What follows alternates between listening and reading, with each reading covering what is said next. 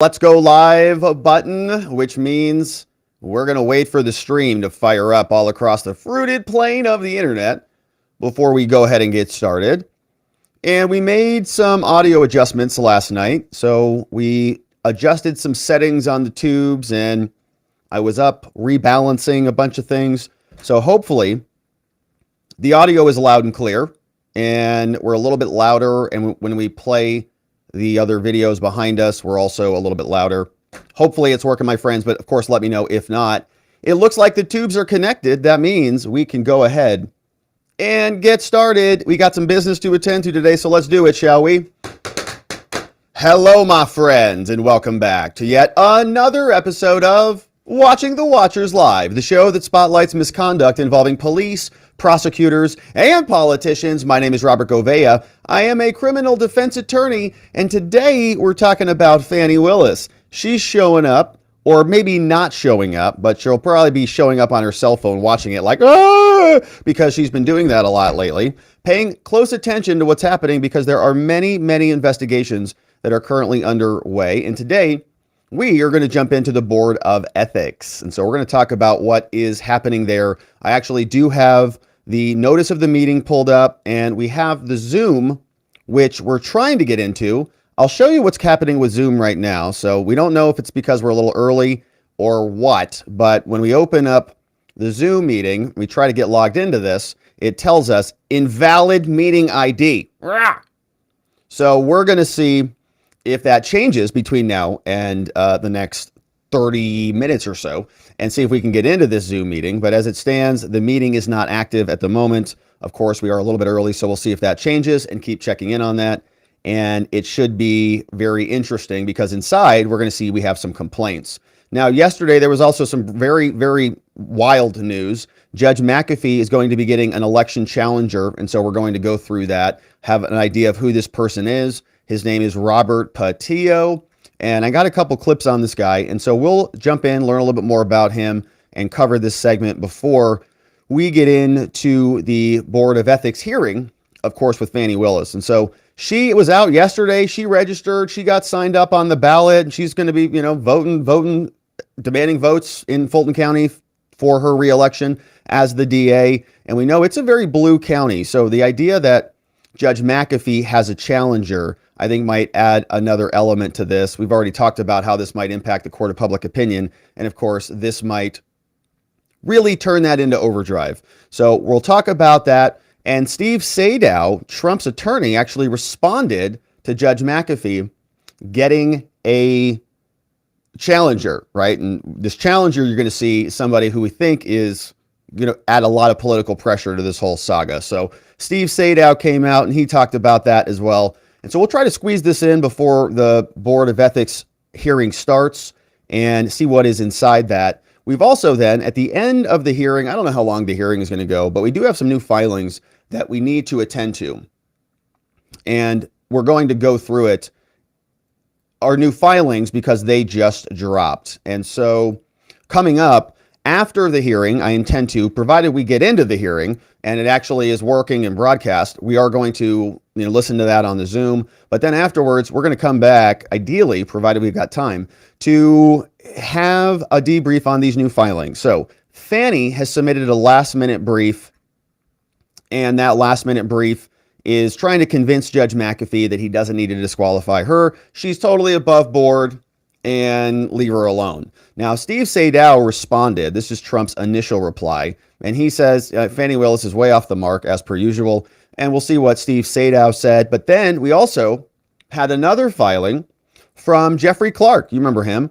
And he just had a very nice response. He basically went through those same 6 conflict of interests that we had seen previously discussed. And he sent that one back into Fani as well. So we'll have some good stuff to attend to on that one. And then, of course, we'll see what you guys say about all this, because there is a lot to say. There's a lot of differences of opinions on what is happening here. So we got some good stuff to get into, my friends. We're going to keep checking back in, see if we can get logged into that Zoom meeting and get that audio shared. But we've got some other good segments in the event that something goes off. Now, I've got some other updates. So we have, of course, our members only community, watchingthewatchers.locals.com. We do after parties there. We do streams in the morning when our schedule's normal, and we have shows on Saturday. We'd love to have you. We got a great community over there chatting away, and we'd love to see you there. We also have robertgovea.com, and I've got a new feature that I'm excited about to share with you on this one. So if you go to robertgovea.com, something that we've been working on is getting all of this stuff organized into a calendar. Okay, so if you go to robertgovea.com, you can click this button up here that says calendar, and the calendar now is going to have a bunch of stuff on it that we're covering. So for example, today we got Fulton County Board of Ethics, the special complaint. It's right there on the calendar. We are covering it. The show is also on the calendar. We started at 7:30. So if you want, you can add this calendar. Just click this button, this Google Calendar button, add it to your calendar, and that way you'll have all of the notices that are happening here. So for example, we have the Trump trial coming up in New York, right? That's coming up on the 25th, and that's going to basically be an all multiple week affair. In April, we got a bunch of busy stuff coming up. We've got SCOTUS stuff. So Trump SCOTUS briefs are due. You can see we got these. The respondent's brief is due. The petitioner's reply is due on the following Monday. We have petitioner's brief is due here. And then we have oral arguments, which are going to be scheduled on the 25th. So in other words, you can add this to your calendar. We have our members only streams that are noted on there. The Watcher show is on there. And so we're going to really be populating this with all of the Trump calendar stuff, all of the litigation, all of the reply briefs, when everything is due. So if you want to add it to your calendar, very easy, all free, of course. Just go to robertgovea.com. Link is in the description, and then you can check that out. So we know what time we're going to be streaming, and I'm going to make sure the show is up to date so it's not so confusing, because I know things are a little bit wonky. So hopefully it's something that is useful. We also have watcherlodge.com. We got some good lodge member only events coming up this weekend and the following week. And this is a project that we're kind of building in public. So you're going to see a lot more stuff come down the pike very soon. But all right, so thank you for supporting us and the other stuff that we're doing. Links on all that in the descriptions below, and we'll see you there. So let's talk about what is happening today in the Fani Willis saga. Of course, she has a couple of complaints that have been lodged at her, not only from the defense attorneys in the RICO case, but also other people in her livelihood, right? In the public servant arena, where she is supposed to be complying with ethical guidelines and following the rules of professional conduct, all that stuff.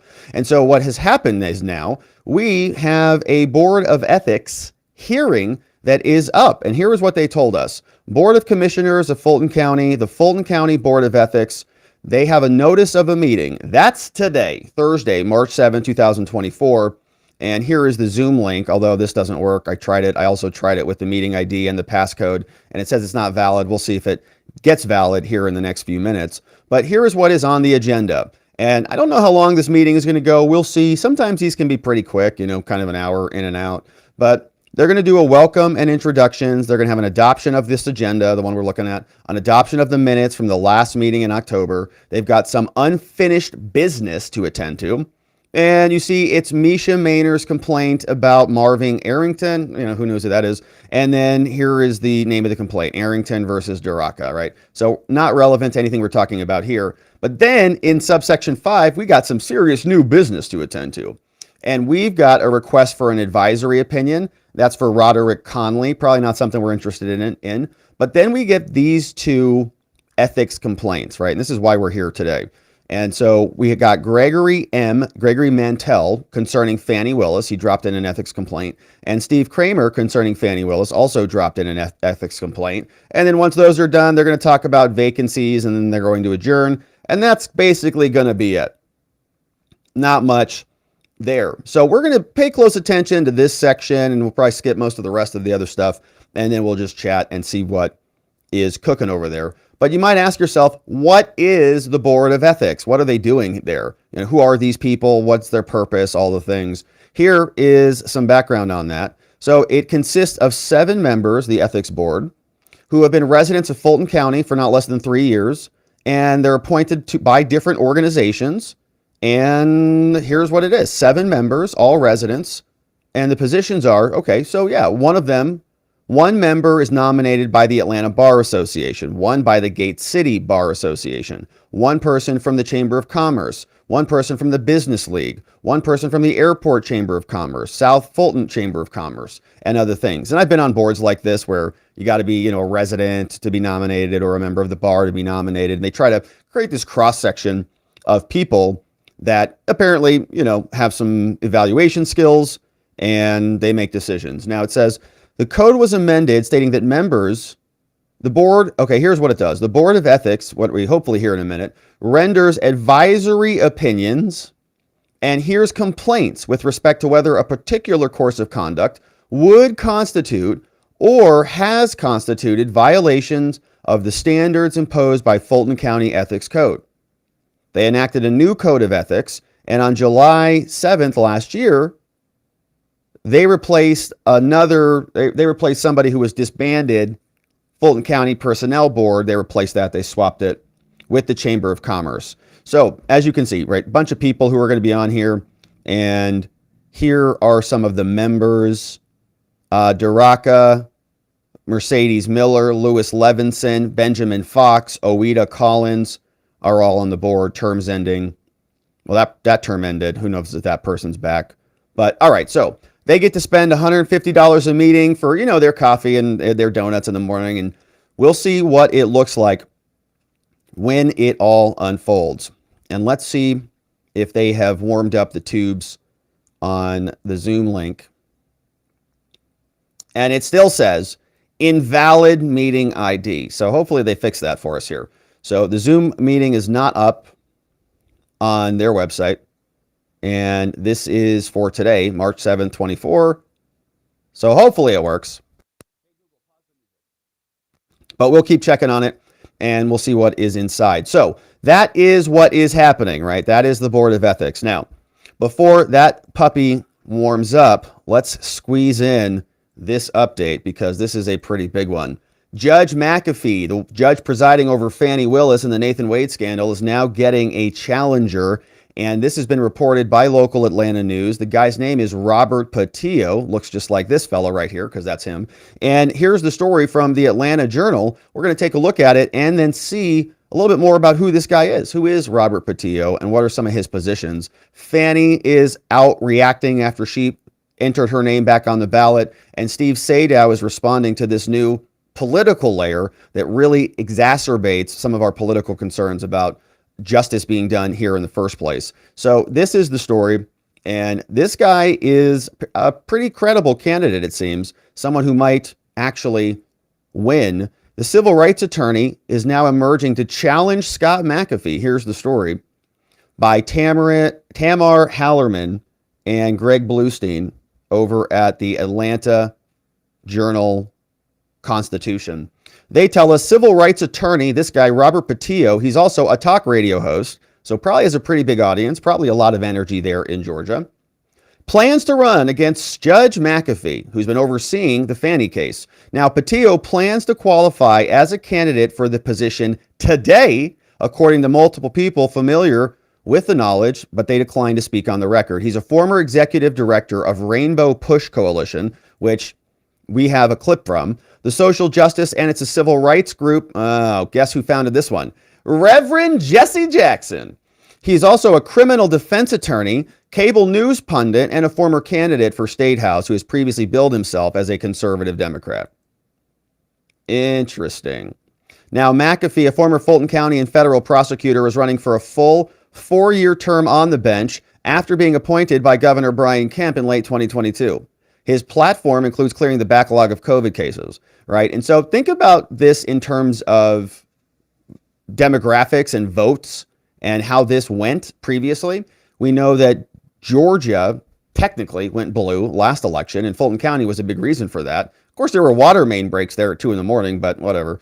So we now have a conflict, right? We've got McAfee, who's appointed by a Republican in a blue county, and this other guy is a Democrat through and through. So even setting aside, for example, if we just set aside all the Trump stuff, right? Just forget it. Forget the Fani stuff. Forget the Trump stuff. Let's just say it's a regular, normal election.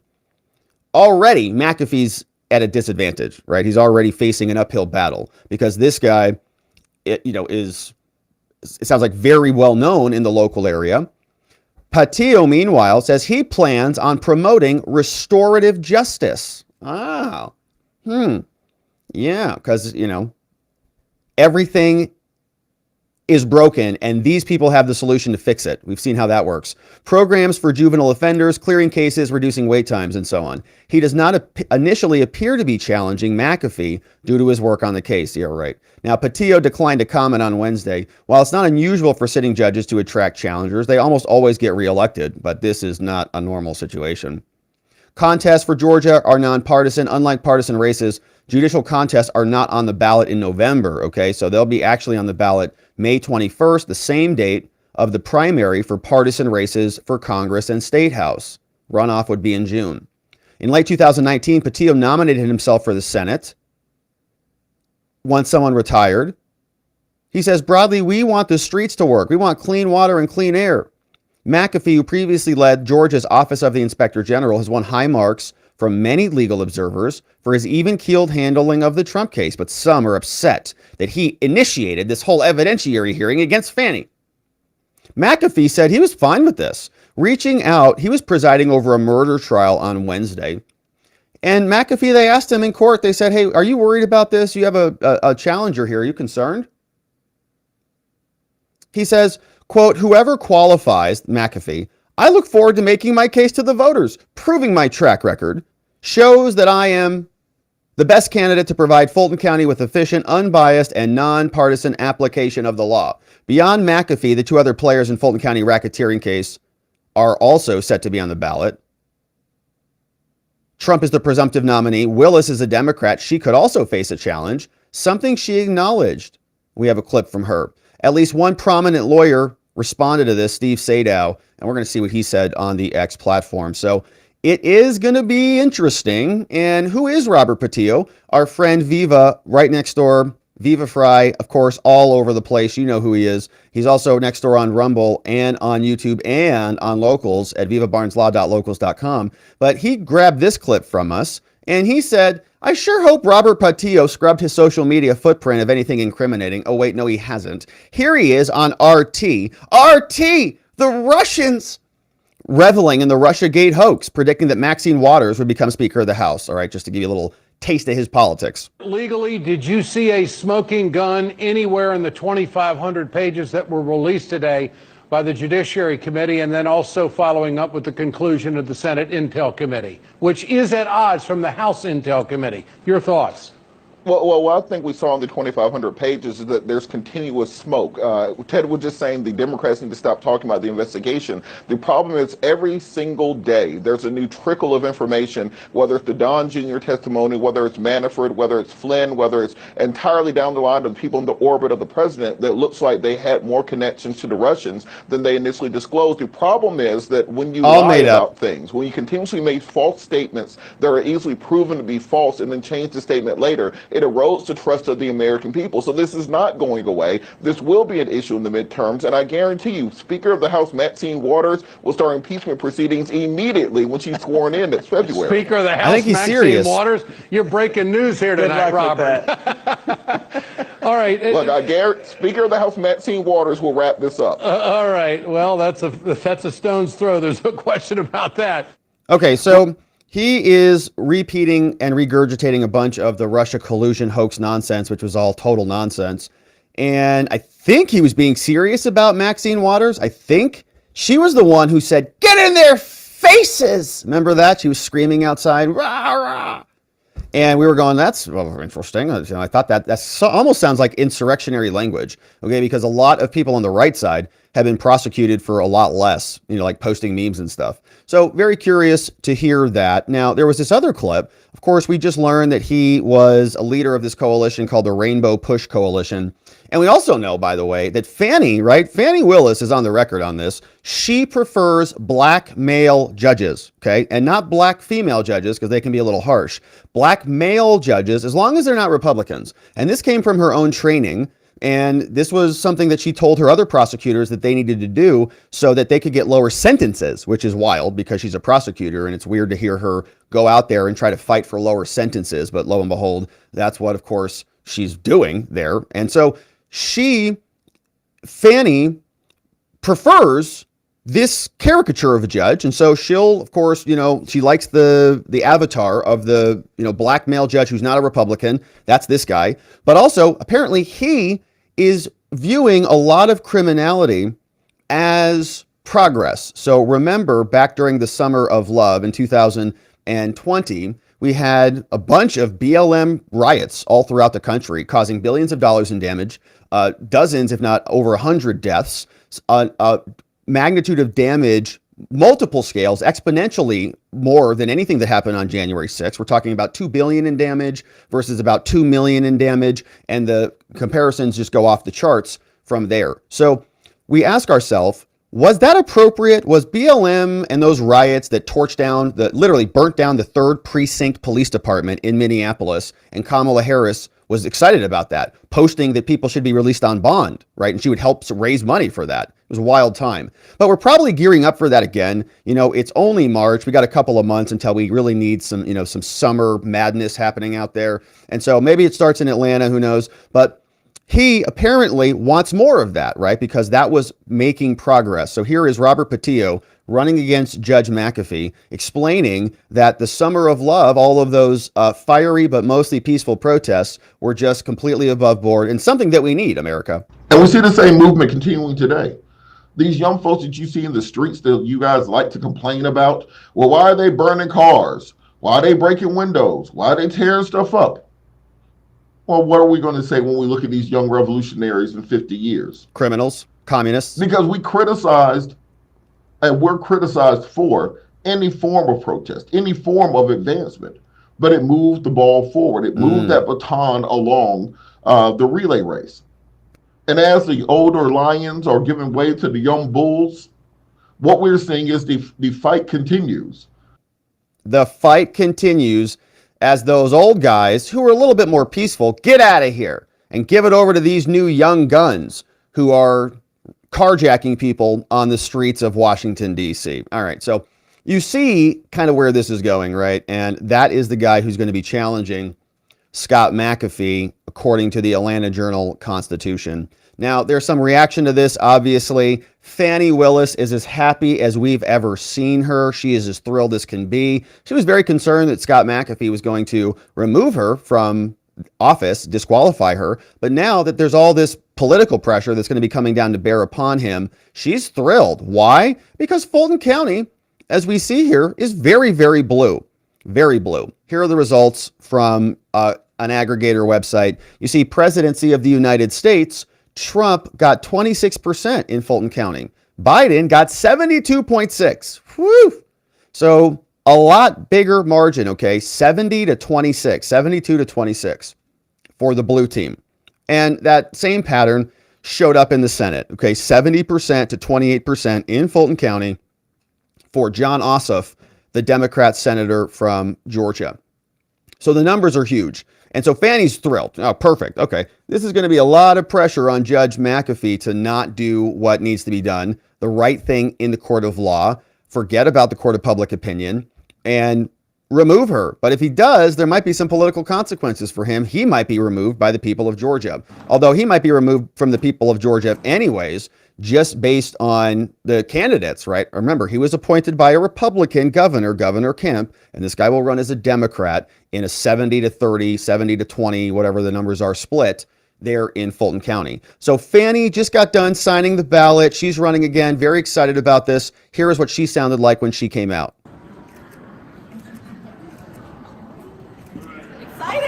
Can I talk to you real quick? Yes. First, let me ask you about qualifying. Tell us what it means to you. It means everything. I didn't think it would be as exciting, but it turns out the second time is still a charm, and I'm really excited. I've said it before, being the district attorney in Fulton County is the greatest honor of my entire life. I love this community. It's my home. It's where I raise my children. It's where I want to keep safe. I'm honored to serve. I'm honored for just the outpouring of support that I continue to get. And I am so excited to be here again today. I feel giddy.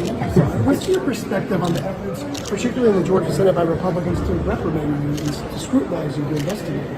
I think it's all just a political quest. I think that people are angry because I'm going to do the right thing and I'm going to stand up for justice, no matter who is the person that may have done wrong in Fulton County. And so they can continue on with their games, and I'm going to continue to do the work of the people. If you're called before the committee, will you appear? I will discuss that with my lawyer, and me and my lawyer will make a decision, and whatever decision he advises is the best, I'll make. Did you watch the hearing this morning?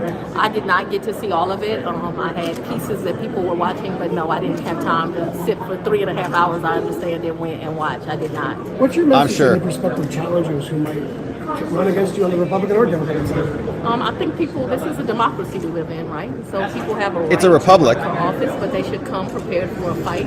They should know that my heart is still in this work. My heart will continue to be in this work, and I intend to be the DA for the next 4 years and 9 months.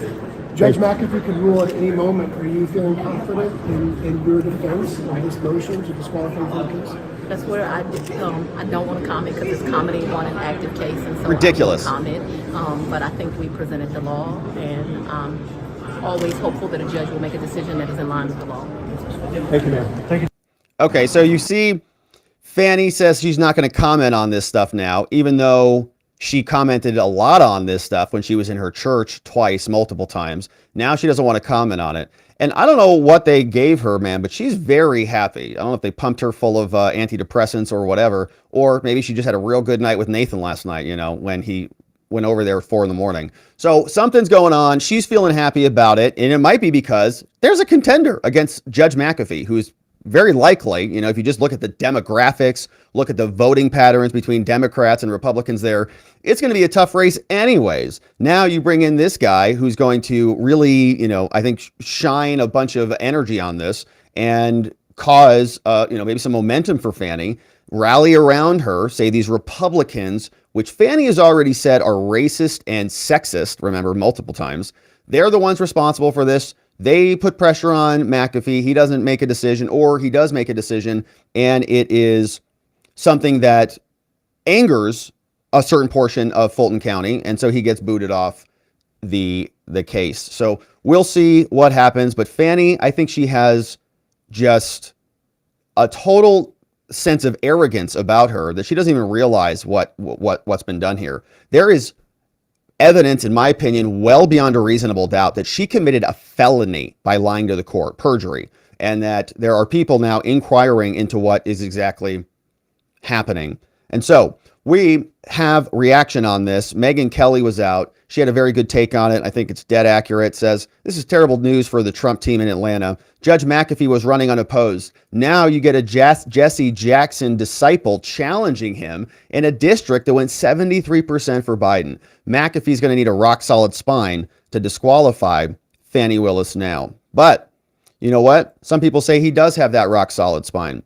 And we also see some other trends, right? Georgia is leaning Trump red in 2024. Now, is that going to overcome Fulton County? I'm not so sure that it will, because that's still a very, very blue county, as we saw. So betgeorgia.com analyzed 3 current polls to develop the odds about how the state will vote this November, and it's looking pretty red over there. So maybe this, Fani support is nothing but a facade. But here is Steve Sadow, Trump's attorney. Man, he came out and he had some reaction to this, and here's what he says. He posted this. He says, in our democracy, anyone can choose to run for public office. But does anyone following the Willis and Wade Fulton County fiasco really believe it is a coincidence that this particular gentleman, Robert Patillo, has been chosen to run against Judge McAfee? You think it's a coincidence? I don't. And if choosing this particular judicial candidate is intended by the pro-Willis faction to put political pressure on the court to rule in her favor, Steve says, I truly believe they completely underestimate the character of Judge McAfee. We sure hope he's right. And he says also, I guess this shows how impartial and unbiased Mr. Patillo would be in President Trump's Fulton County case. Here's what Robert Patillo posted online.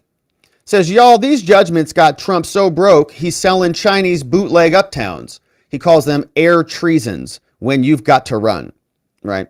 Hilarious. So that's going to be the judge, right? That's going to be the new judge that is running against Fani. And apparently, we'll see if Fulton County wants more torch cars in their county and in their state. But McAfee gets an election challenger, and it is seemingly something that might change the balance of power here, might change the whole equation. Now, my hope and my optimism is that McAfee is more interested in the court of law than the court of public opinion. And there may be some good upside to that, right? If McAfee makes the right decision but is disqualified, it may mean that he has integrity and another Republican can appoint him, or he can run again later down the line, or maybe Trump wins the White House and appoints him to federal court. How about that? So, of course, we're going to be here continuing to cover all the Trump litigation, my friends, including the Fani saga. And so thank you for subscribing and liking this video wherever it is you're watching it. We'll see you back here on the next one.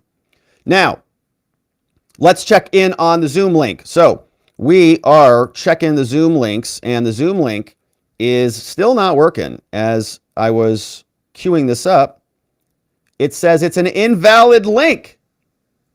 Invalid meeting. Rah! All right, so we're going to see if we can find if this is playing on any of the news stations. If anybody has eyeballs on a link that is working, that would be extremely helpful. But I do not find that there is an actual link at the moment. So let's see what's happening. Let's see if 11 Alive has anything. Hey, so 11 Alive, we're checking 11 Alive. Usually they've got some streams and some videos. So let's see if they've got anything on their channel that's queued up. There is nothing live over there. Hopefully we have something good. So we'll just keep waiting around, my friends. See if they turn it on, and we'll just keep checking the links. Yeah, again, invalid meeting ID. Yeah, maybe Fani deleted a couple lines out of the Zoom meeting link. You know how that works? But I was wondering if they would just if 11 Alive would send a camera in there so that we could see what's happening. But it doesn't look like there is.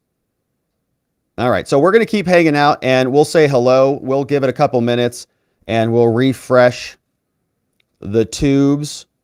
But let's say hello. Let's see who is joining us on this beautiful day as we wait. It's an amazing day. They said it was canceled. Someone said this was canceled. Sandy says, rumor here in Atlanta. Let's see. Hopefully it wasn't canceled. Let's see if, like, Fox News has it. Let's see if someone else has it.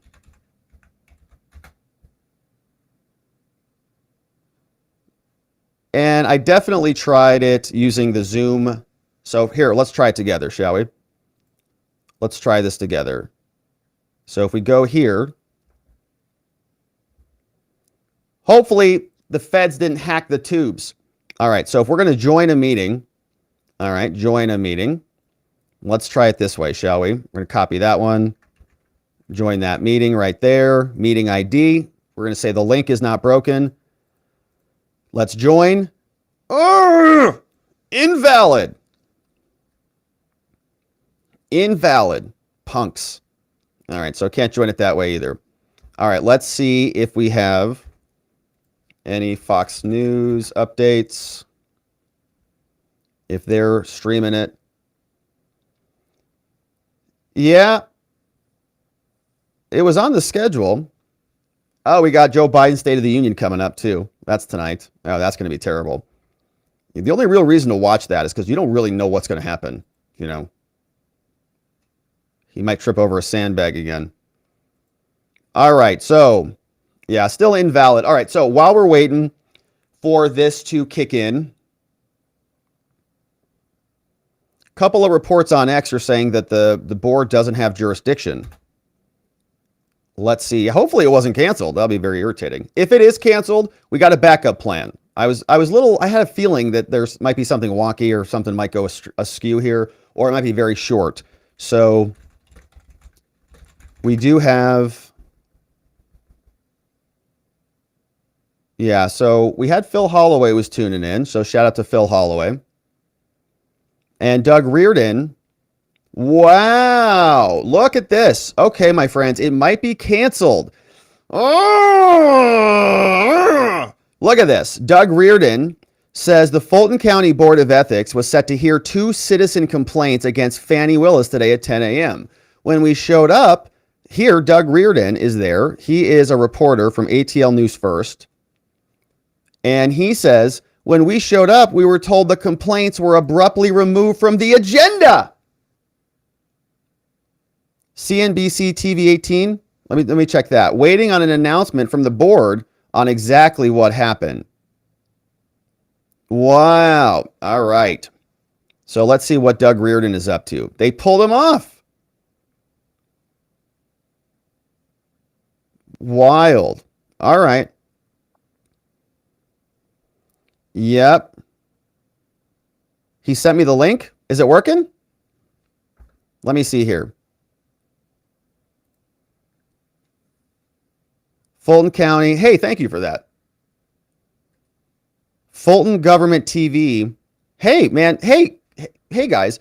If you're not already following Potentially Criminal, man, you should be. He's awesome. All right, so he just sent us this animal. link. What's going on? What is your history with this pet? All right, he sent this link. That allows us to determine what. Which right now they're talking about the Animal Welfare Board. For a microchip, always, because sometimes there's some trickery.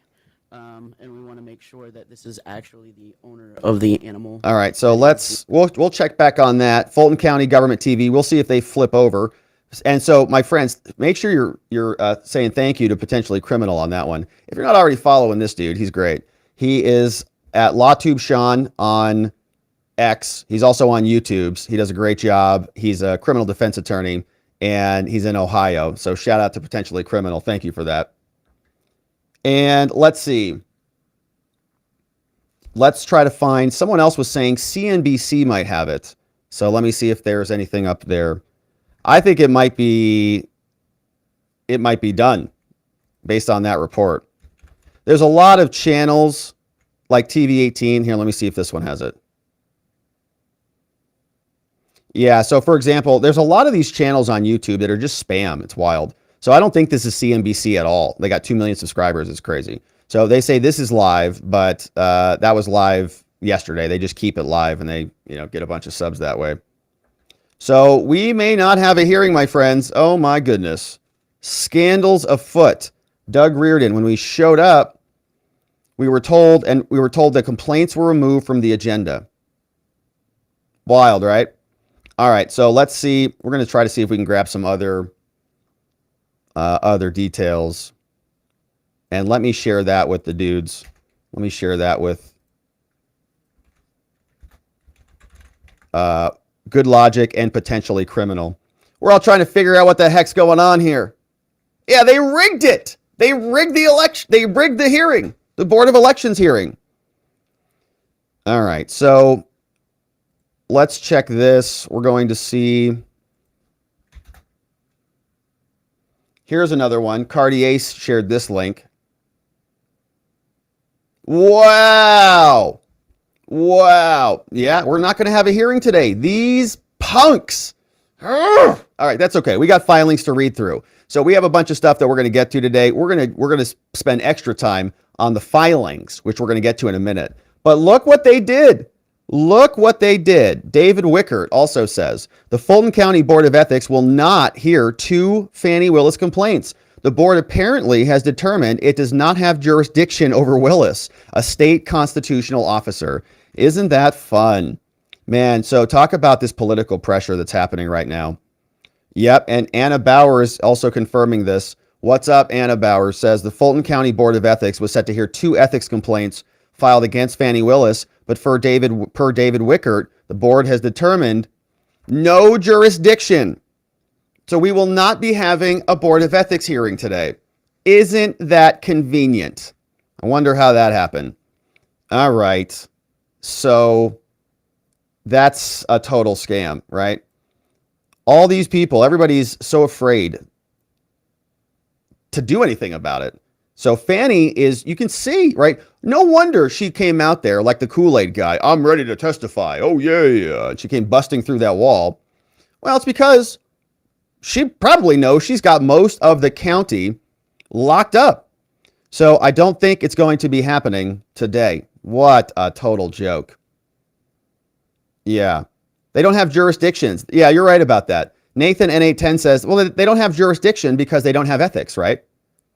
Like, oh no, this is for people who think they have ethics. And we ask if you violated those ethics, and you have no ethics, so we don't have jurisdiction over you. Crazy. All right, so let's get some reaction on this, my friends. And then, of course, we got some filings to get to. So I was a little bit curious. I was a little, I thought that there might be something screwy today. And so we have several filings to get to. So coming up, we have Fani Willis. She filed a last-minute brief defending herself in front of Judge McAfee. And Steve Sadow issued an initial reply. And we're also going to read through Jeffrey Clarke and his motion because he just submitted a whopper of a filing as well, pointing out the 6 conflicts of interest that exist in the Fani Willis case. So we are going to be retweeting, reposting. Sorry, Elon, don't ban me. Reposting a couple of these things so that everybody's aware that this hearing is not happening. All right, so let's see if even the government... For years, we didn't operate as a food bank, but since the pandemic, food has become a top priority. So, all right, so yep, nothing happening over there. Weird how that works. Isn't that weird? You can see all the mechanics of our disgusting government just working behind the scenes. Somebody says, you don't have jurisdiction. They go, we don't have jurisdiction. Perfect. That's a great excuse. Let's get it off. I'm curious about, now that we're here, I'm curious about who these people are on this board. All right, so who are some of these people? So on June 7th, let's see who these people are. Okay, we know these people are definitely on the board. So let's see, Daraka Satcher. Let's see if we can find out who that is. Who are these people who decided they don't have jurisdiction? Okay, so Daraka Satcher is, I think it's maybe this guy. This says Ohio River. Okay, I don't know who that guy is. Oh, actually, hey, hang on a second. No, that's not what I wanted to do. Okay, so yeah, interesting people. All right, now I'm having a difficult time looking all these up in real time for whatever reason. But okay, my friends, let's hear from you. Let's see what you say about this. We are then going to jump into the filings because we got some good filings, Jeffrey Clarke and some others. But what do you say about all of this? Kind of ridiculous, is it not? Pretty ridiculous. Yeah, Bobby Burris says, everyone knows Fani is so happy. Why? Because the fix is in. It's crazy. And they are doing it right now. Hey, let's see what else we got. Okay, so we got some comments in the House. And let's start down here. Yeah, Chubby says, yeah, so basically Fani is not held accountable by anybody except McAfee. No wonder she's endorsing this opponent who just appeared out of nowhere, seemingly after the filing deadline. Yeah, it all happened. Okay, so my friends, we're going to come back to the comments. Let's jump into some of these filings because we definitely got to get some of this stuff done and out of the way. But let's just confirm one more time before we move on that there is no Zoom happening right now. And we're going to try it once more just to see if they opened it up. Yeah, so the meeting ID is still dead. Still dead. Here's what it says. So still off. But that's all right. We've got some filings that we need to read through. And so let's go ahead and do it. Shall we? Fani files a last-minute brief, panicked that Judge McAfee is going to disqualify her and end her entire political career. And we're going to go through it and also take a look at Trump's initial reply. Steve Sadow called this out in his reply back to her, saying, I got more to say about this, but we're just going to leave it here for now. So here's what Fani sent in to Fulton County. And this is after all of the additional affidavits have come in, all of the additional notices. Remember, we've got other people. We have a law professor who says that, yeah, Terrence Bradley lied, told me something differently. We also have a prosecutor who's a current prosecutor in Cobb County, one county over, says that Fani Willis called Terrence Bradley on the phone and said, don't talk to them because they're coming after us, and basically shut your mouth. And Terrence Bradley felt freaked out about all of that. We also have the cell phone records that got submitted showing that these two were indicting each other at all hours of the night, and including spending the night, going over there at 11, leaving at 4 in the morning, spending the night at Fani's residence, all well before they admitted that their relationship started in 2022, which means they perjured themselves. So this is what Fani is submitting to try to escape any culpability for her disgusting misdeeds. And she sent this in to Fulton County Judge McAfee, who now has a challenger. This is what Fani wrote. She says, all right, Judge, at the hearing back on March 1st, concerning Trump's and Michael Roman's and Ashley Merchant's and their motions to disqualify Fani, we covered that hearing, it was a wild one. The court, you, Judge, you posed several questions to the parties concerning the standard of proof that's required for disqualification. And this is a matter of first impression. We don't know what the actual deadline or what the actual standards are. What are the elements that justify disqualifying someone? And the legal standard that's to be applied by the court. The binding case law in Georgia is clear, they say. A trial court is not authorized to disqualify an elected DA absent showing, quote, by a high standard of proof.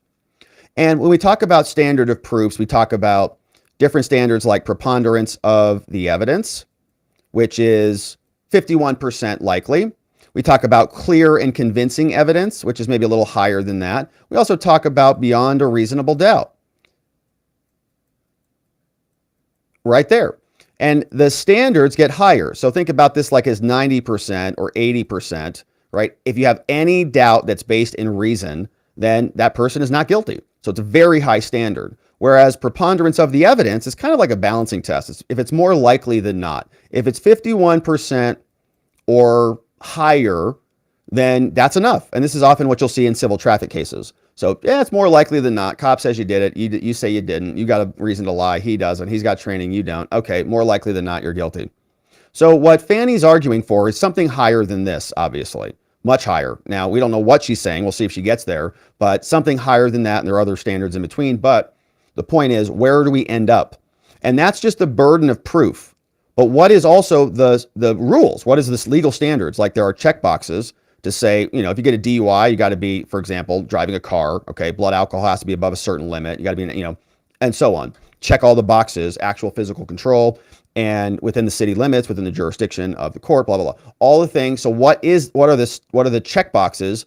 And in order to check those boxes, what is the legal burden of proof that needs to apply? So Fani says it's got to be much higher.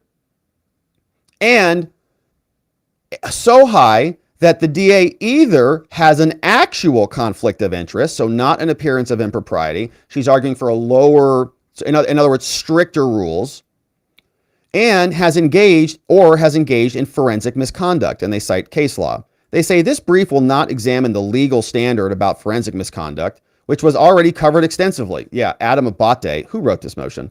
Adam Abate had his stupid PowerPoint slides that were drafted in Calibri, a default font. He was so insulting to his audience that he didn't even change the font. And so Will Wooten wrote this one. Adam Abate still, icing his forehead after the last brain drain that he put us through. So they say, we're not going to engage in this. It does not. It was already covered. The state maintains that the evidence does not even come close to establishing that Fani's statements were part of a calculated plan, evincing a design to prejudice the defendant in the mind of the jurors. No prosecutor in Georgia has ever been disqualified from prosecuting any case on grounds of forensic misconduct, and this case should not be the first. Isn't that crazy? So prosecutors, they have such a benefit of the doubt. They get away with basically everything, which is why when we're talking about disqualifying Fani, it's like, wow. The DA of Fulton County in a national case, it's a tall order because they get every benefit, right? It's honestly wild. Prosecutors can commit crimes almost and do and not even get away with it. In fact, we'll see what happens to Fani, who obviously committed perjury in court. So this is where it continues. Fani writes, this brief will address that standard of proof recently recognized in Georgia and a few circumstances recognized under Georgia law. Now, as a threshold matter, the elected DA, Big Fani, is not merely any prosecuting attorney. She's a constitutional officer. And there is only one such officer in each judicial circuit.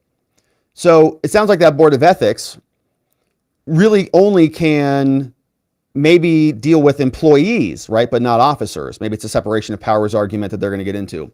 Now, under Georgia's Constitution, Big Fani is constitutionally mandated to represent the state in all criminal cases. Here, Fani seeks to only do that. She wants to perform her solemn duties under the Constitution.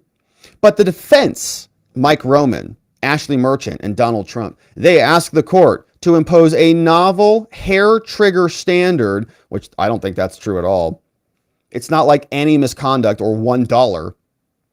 It's a totality type of standard, and the indicia add up to it. They say no standard exists here. The true legal standard that they say is clear, that's already set forth by the appellate courts and is confirmed in the statutory language, is much higher.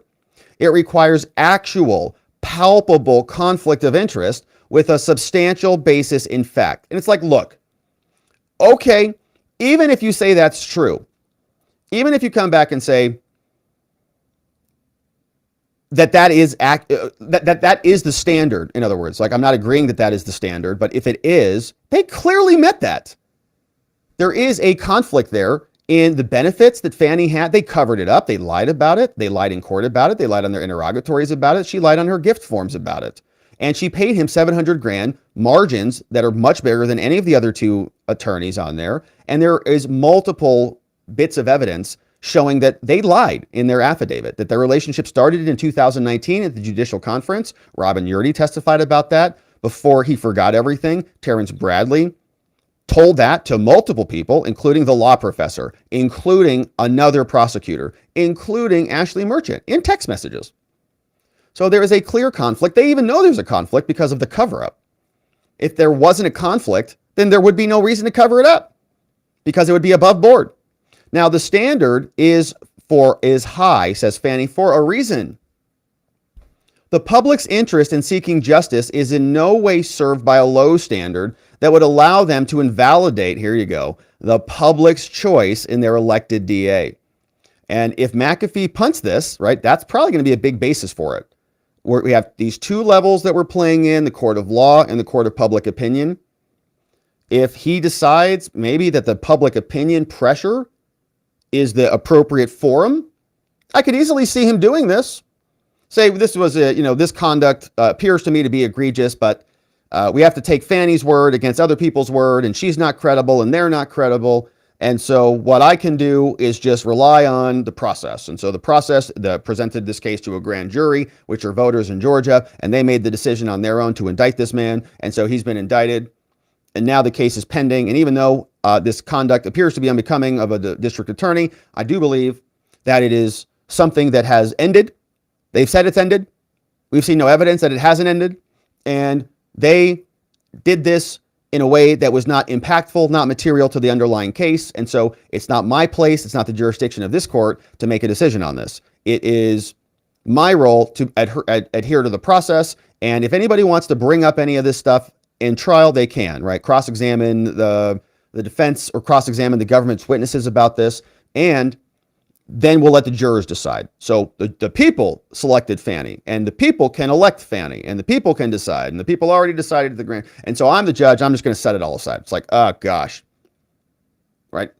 Make you want to vomit, but you can feel it. You can see, right, how that could happen clearly. And they're persuading the judge with this piece. The people, you're gonna disqualify a black female in Fulton County, the most powerful DA in the whole state. Come on. Big deal when it's 73% Biden and 20-30% red. And that's not my argument. That's their argument, right? That Fani has made this all about race from the beginning, race and God and sexism. So selected by the people to carry out our essential constitutional duties. And our state Supreme Court reinforced this high standard just weeks ago. Says all criminal defendants, this is Fani writing, have certain rights that must be protected by our justice system, but among them is neither the right to be tried by a prosecutor of his choosing. Again, nobody has made this argument. This is such a fake premise. Nobody cares who the next prosecutor is. It's just not Fani, because she is disqualified because she is conflicted off and clearly biased, paying her lover to continue the prosecution. If Nathan Wade did the right thing and told Fani, his lover, said, listen, baby, I love you, but you're a little crazy on this one, okay? You got to dismiss this case. There's no evidence here. What do you want me to do with this?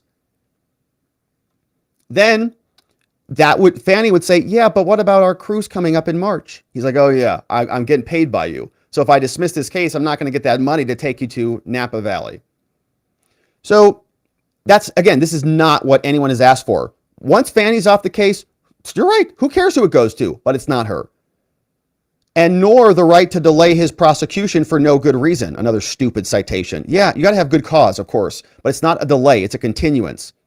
Now, inappropriate or improper disqualification of a DA like Fani that's elected by the people of this county. See that? We're going to have a lot of this, like democracy, democracy, democracy. And constitutionally mandated to represent the state in all criminal cases has severe consequences, both for the people's faith in their constitutional right to be represented by a DA that they elected, and for the public's confidence in our system of justice, which is wild that they would even put that in a right. Like, they would write that on behalf of Fulton County with a straight face. They shattered the confidence in the justice system through and through. For the reasons set forth, they say Trump's motion to dismiss this indictment should be denied. They say, first of all, Trump and Michael Roman and Ashley Merchant, they bear the burden of proving this by a high standard of proof. They say if it is the burden of the party that is seeking to disqualify to prove that it's warranted. True. And that's why we saw this kind of feel like the hearings flipped. We actually got it from originally, right? Prosecutors were prosecuting the defense, but because they moved to disqualify, the defense moved. It flipped all of this. And so it felt like the prosecutors were being prosecuted and the defense was the prosecution. But that obviously is not the case. It just flipped things for this hearing and for this issue. So they say Georgia, the Court of Appeals, they recognize that a court considering a motion to disqualify must meet a high standard of proof. How high? At the hearing in this case, they urged the court to adopt a preponderance standard. So back up to our scale that we just drew out up there. It is the low one, 51%, more likely than not. You did it. Evidence tends to show you did it. You're guilty. You're liable. But they say under Megyn, that cannot be the correct standard. So they say that they want the very low standard, but that cannot be correct. While not squarely addressed in the context of disqualification, they say Georgia have often categorized a clear and convincing showing of actual malice as a high standard of proof. So now they're going, I think it looks like probably a defamation case. So, you know, they're very shady and dishonest. I really don't like how they write this way. They tell us that it's kind of a clear-cut situation, but it's not. It's a case of first impression. And so they're picking out from defamation law to say that this is probably the better standard, right? More like a clear and convincing evidence standard that's a little bit in the middle. And they had to go to a defamation case because there's no case law on point in Georgia, but they keep pretending that there is. Moreover, the 11th Circuit has regularly and explicitly recognized that preponderance of the evidence, 51%, is not a high standard. It's low. It is low. Now, the state maintains that the defendants have not established an actual conflict of interest beyond a preponderance of the evidence. But even so, based on these cases, specifically the holding in Megyn, that trial courts must hold them to a high standard of proof. So the court just said high standard, but they didn't tell us what standard. They said it should be higher than preponderance. So clear and convincing, or even beyond a reasonable doubt, that would be the high standard that Fani would be thrilled about. Now, the defendants, they ask the court to rely on numerous cases. Ashley Merchant, and in this case, John Merchant, her husband, was out there testifying and explaining all this, says that there are cases that they cited, but those are misleading cases. And they actually support our position. They say the defense can point to no appellate case, because there is no case, where an elected DA was disqualified solely based on the appearance of conflict of interest or other appearance of impropriety. So they say that is the standard, like an absence of evidence is evidence of their point. So because no one else has been disqualified under this standard, you can't disqualify Fani either. Indeed, if a case existed, it would have been brought to our attention. Well, and it might be because there wasn't ever a DA that had an actual conflict of interest, right? It's kind of insane that we have that. Like, a DA is so corrupt that they have an actual conflict of interest, and we even need to have this discussion. Instead, the defense cobbled together flowery and righteous quotations from inapplicable cases that may sound enticing at first, but that entirely misstate the law in Georgia. And in doing so, the Trump defendants asked the court to adopt a novel legal standard for the disqualification of an elected constitutional officer, a lot of pressure on McAfee, that has never before been recognized in Georgia and is contrary to decades of case law. They say there are 5 categories of these cases that they say. Cases that don't concern disqualification at all, but they use for flowery language. There are cases where the defense attorneys were disqualified on the basis of divided loyalty. And that's a different situation as well.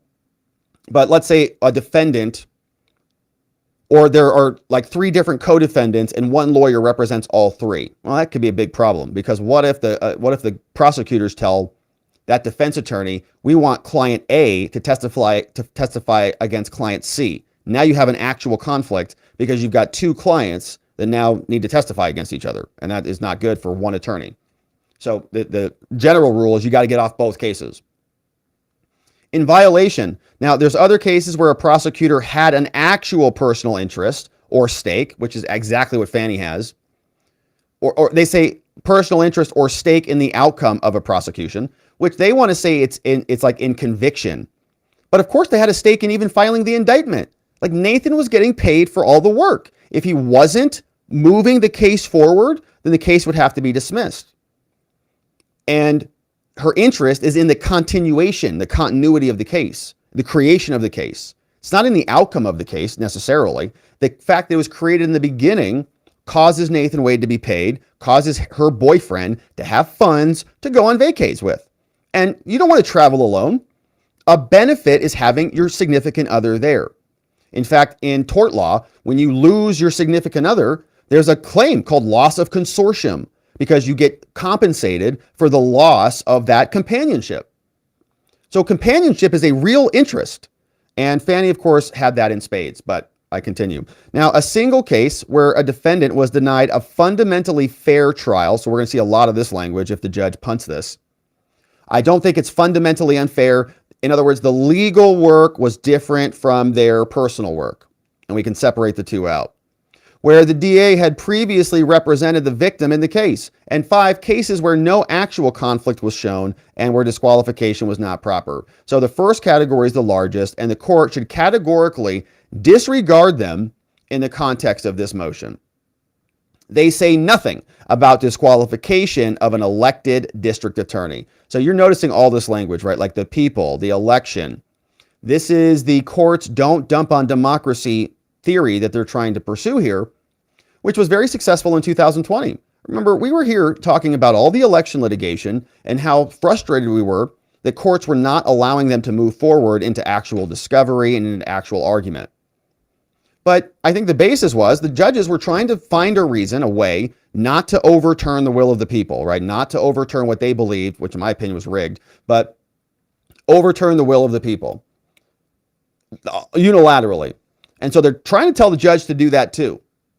Don't you dare overturn this thing. It's going to be major consequences for you. Now, cases, they say the second category of cases talks about criminal defense attorneys, right? And so defense attorneys are not elected constitutional officers. And so these cases simply do not apply to the disqualification of Big Fani who is a constitutional officer whose loyalty lies with seeking justice. No, it does not. Give me a break. Seeking Nathan Wade's and Nathan's hot dogs there in Georgia, not with any individual or private client. They say the Georgia Supreme Court has upheld the disqualification of a criminal defense attorney who had previously been directly involved in the defendant's prosecution, including filing an application for search warrants, right? So the court held that the circumstances implicated 4 ethical rules. So this guy's a prosecutor. He starts prosecuting this guy, leaves the prosecutor's office, becomes a defense attorney, works with the same client that he started to prosecute.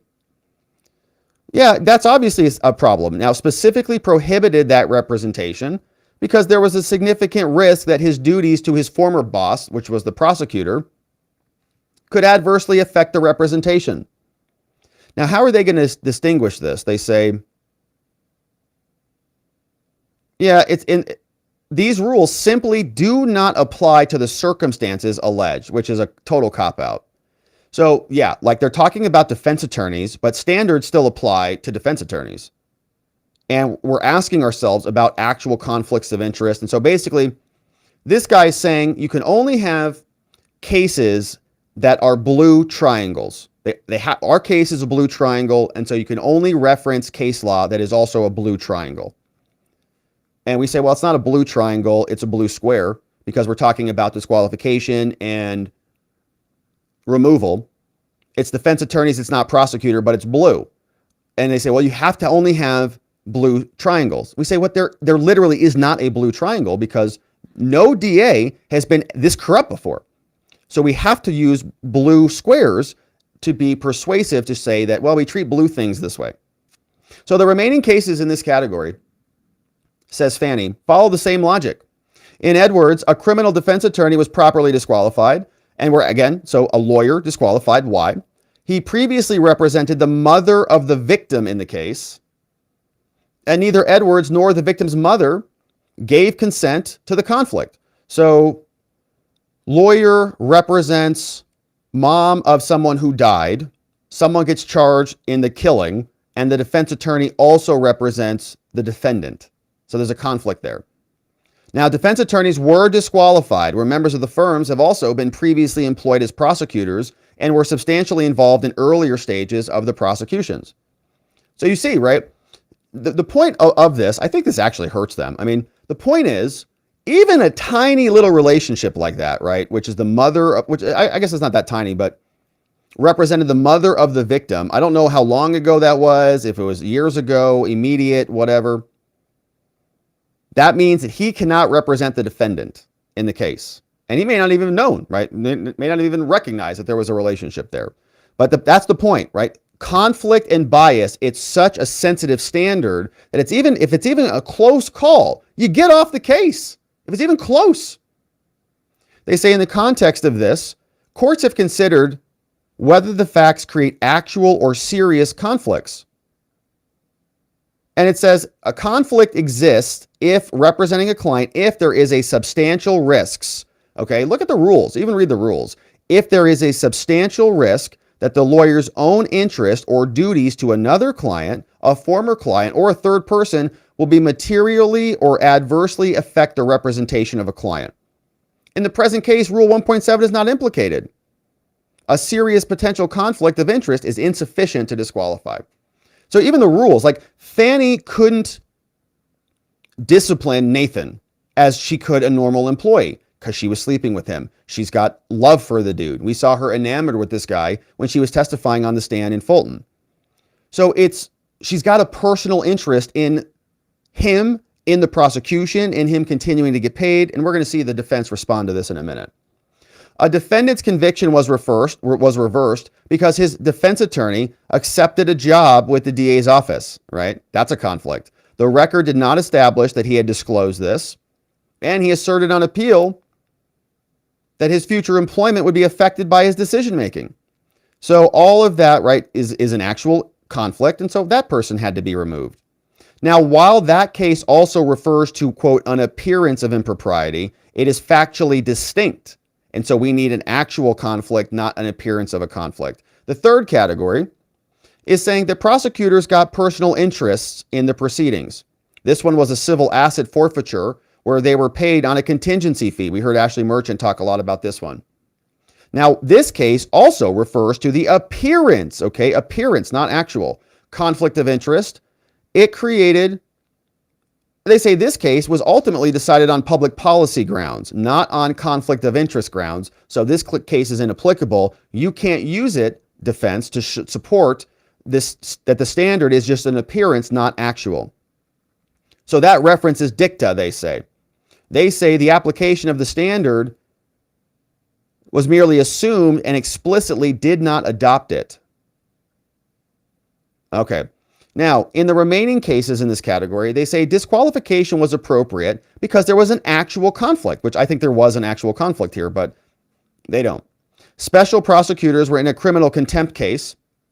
They were disqualified because the prosecutors also represented the plaintiff in a civil injunction. And they had the power of the prosecutor's office as a bargaining chip in their civil negotiations. Yeah. Just like Fani has the power of her personal relationship over Nathan Wade, right? It's conflicted. And he does too. The Solicitor General was disqualified from prosecuting Nichols. And as this court also pointed out at the hearing, and these cases demonstrate to create disqualifying conflict of interest, a prosecutor's alleged, quote, personal benefit, it must be material. There must be some factual relationship, and we're going to see what Steve Sadow says about this, between the alleged benefit and the prosecutor's involvement in the case to show a personal stake or interest in the outcome of the proceedings, which I would say is the continuity of the proceedings, not necessarily the outcome. They get paid either way. Obviously, they want to win, but the indictment itself was the initiating moment, was the event that brought in the contract and brought in a bunch of money. Here, Trump has not even alleged and certainly not proven that the DA received any benefit contingent upon the outcome of this case, which I don't think is the point. The fact that if the case never came, then we wouldn't be here.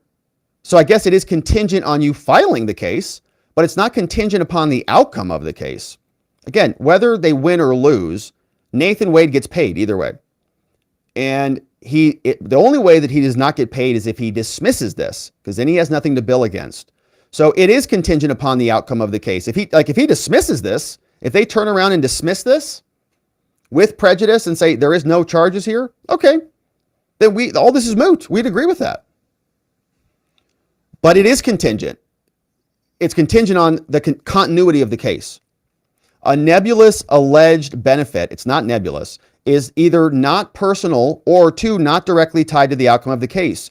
Traditionally, the conviction of the defendant, which is what they say traditionally, so that's a little cope word right there. He realizes it's not the conviction. It's even the judge brought this up in the hearing, which is why this is dishonest. He said, okay, so like if it's a motion to suppress, is that enough?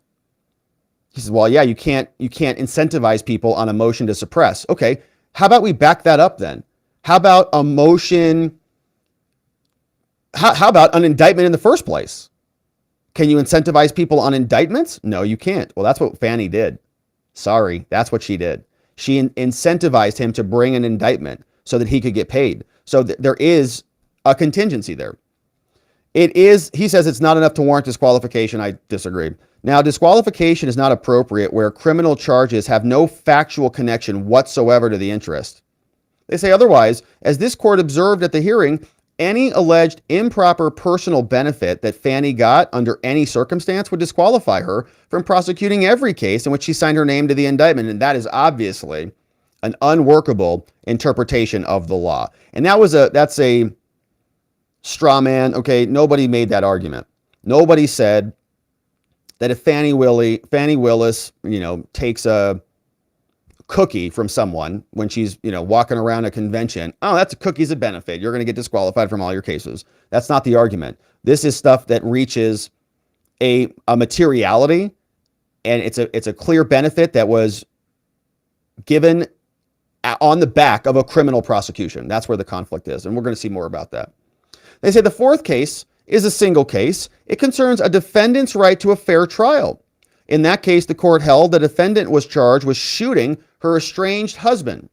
They said she was denied an unfair trial. Why? The DA had previously represented the husband in the divorce proceedings, and the DA was cognizant of information and incidents that occurred between the victim and knew about this for the divorce proceedings. And the DA sat at counsel's table for the entire trial. The court held that, public policy prohibits a DA from prosecuting a case while also representing the victim of the criminal act. And you can see how this stuff is kind of crossing the V.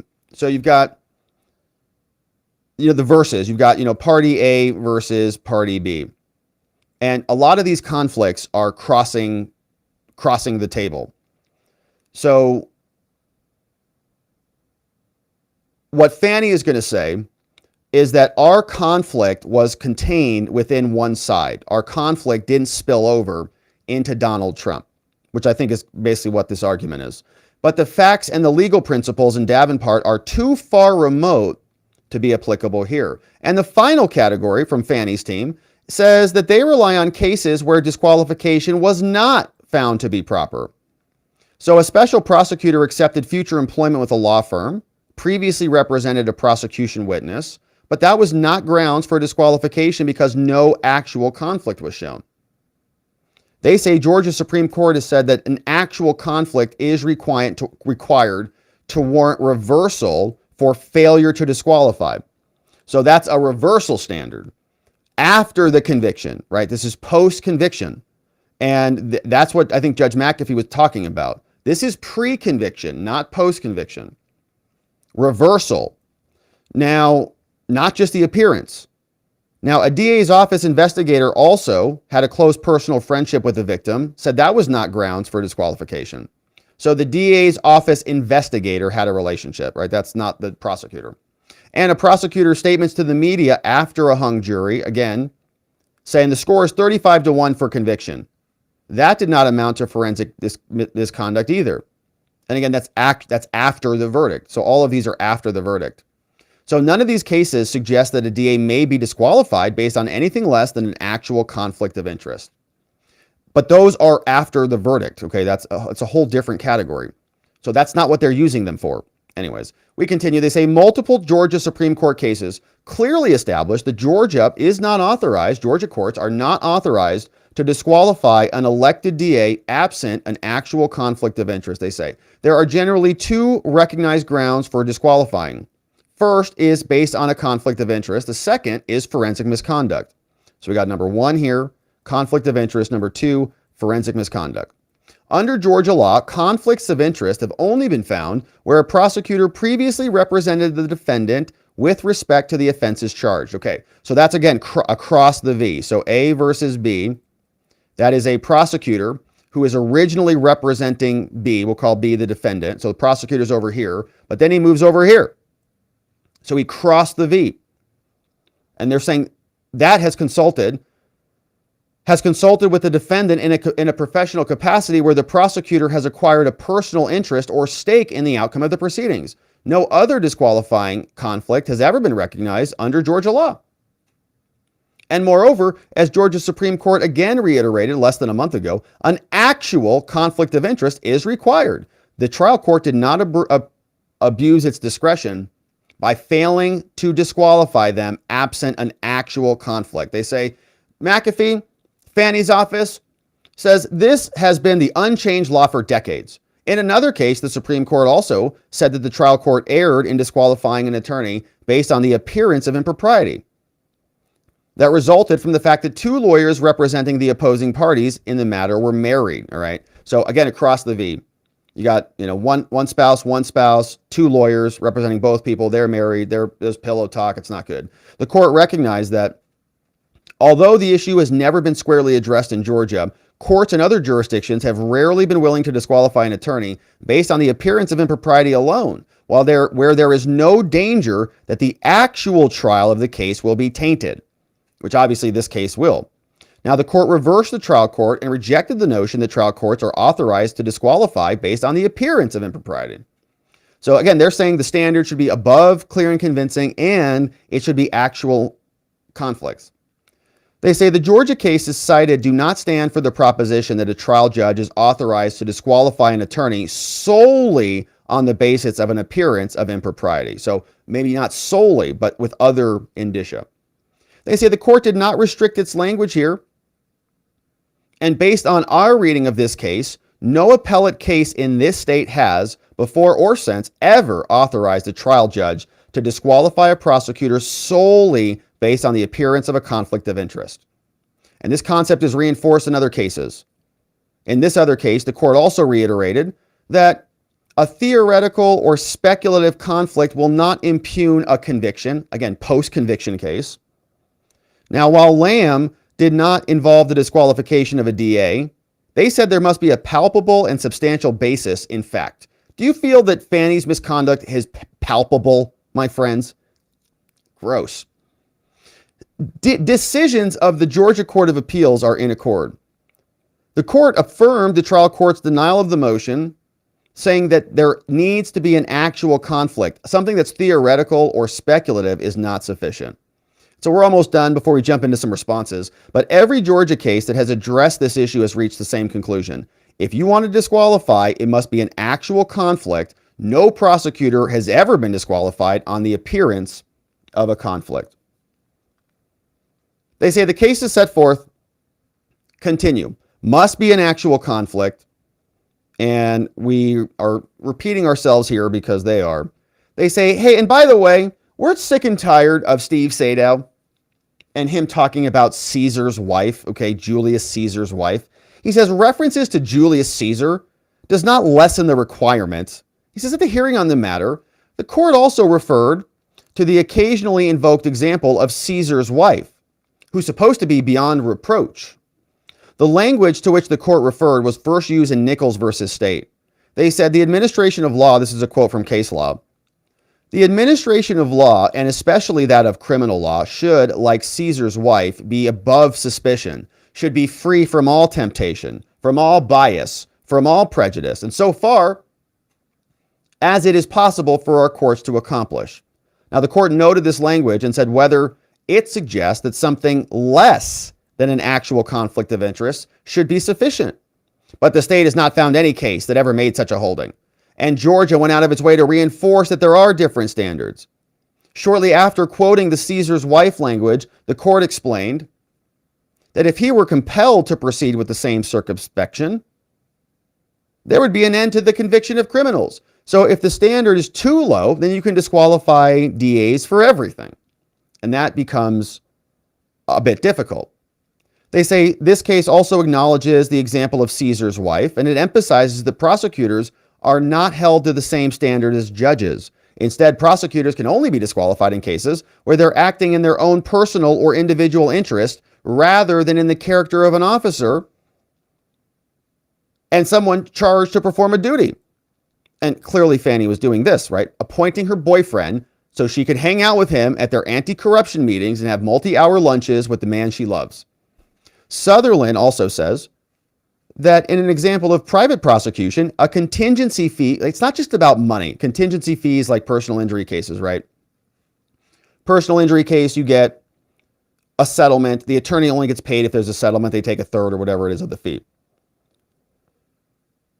But that's an example of actual conflict. Now, indeed, every case the state has found involving disqualification of a prosecutor based on a personal stake or interest, that personal interest has consisted of the prosecutor enjoying money gain contingent upon the outcome of a criminal case. So the elements, right, the different checkboxes, they say, it's got to be money. Without that personal interest, so having your boyfriend with you, going on the cruise is none of that. It's money. Only that is sufficient to displace a prosecutor. Now, for the reasons set forth, before we jump into Steve Sadow's response, they say this court should not disqualify Fani. Last minute filings skidding in here. Because the court fails to demonstrate an actual conflict or forensic misconduct. And to whatever extent the defendants allege that the DA received a benefit, they have made no allegation. They've offered no evidence that she has any improper, direct, or material personal stake in the outcome of these proceedings. And it's in the continuity, right? It's in the prosecution in the first place. sufficient to authorize disqualification. The defendant's suggestions concerning what constitutes an improper personal stake or interest are both unsupported by law. The court rightly points this out. They're entirely unworkable. If you apply the actual legal standards as set forth in Georgia, there's only one outcome. The indictment should not be dismissed, and Fulton County and Big Fani should not be disqualified. Signed by Fani Willis's office, Adam Abate, you remember him, objection, privilege. John Will Wooten, sent into the court, and they are, as you can see, really, really trying hard to change the rules of the game to suit them. And we talked about these standards. They want it to be as high as possible, up near the beyond a reasonable doubt standard, 90%, 80%. And they also want these checkbox, the elements of the disqualification, whether it's actual conflict or impropriety, they want it to be more towards the actual conflict, so it's much harder to prove. Much more checkboxes, much higher standard, and they're going to see if they can basically cajole Judge McAfee into doing it by floating around this language about the elected people of Fulton County and Georgia and democracy and all those things. Well, Steve Sadow responded to this, and it's only his initial response. Trump's defense submits an initial reply to Fani Willis's last-minute attempt to state on this case. He says, all right, Your Honor, McAfee, President Trump's initial reply to that brief that we just read addresses only the argument on forensic misconduct, Steve Sadow writing. In a footnote on page 2 of its brief, Fani says, they said, the evidence presented in this case does not even come close, says Fani, to establishing that the DA's statements were part of a calculated plan, evincing a design to prejudice Trump and the defendants in the minds of potential jurors, and that's the standard that's required for forensic misconduct. They say no prosecutor in Georgia has ever been disqualified from prosecuting any case on grounds of forensic misconduct, and this case should not be the first. That's what Adam, Fani, and Will all sent in. But Williams, they say, that case does not set that as the sole test for the standard or the standard for all types of forensic misconduct.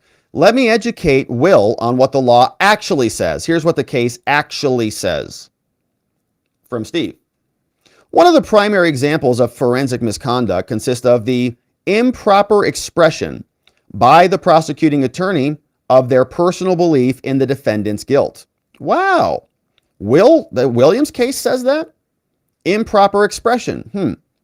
Now, in determining whether an improper statement of the prosecutor as to the defendant's guilt requires his disqualification, the courts have taken into consideration whether those remarks were part of a calculated plan, evincing a design to prejudice the defendant in the minds of the jurors, and whether such remarks were inadvertent, albeit improper, utterances.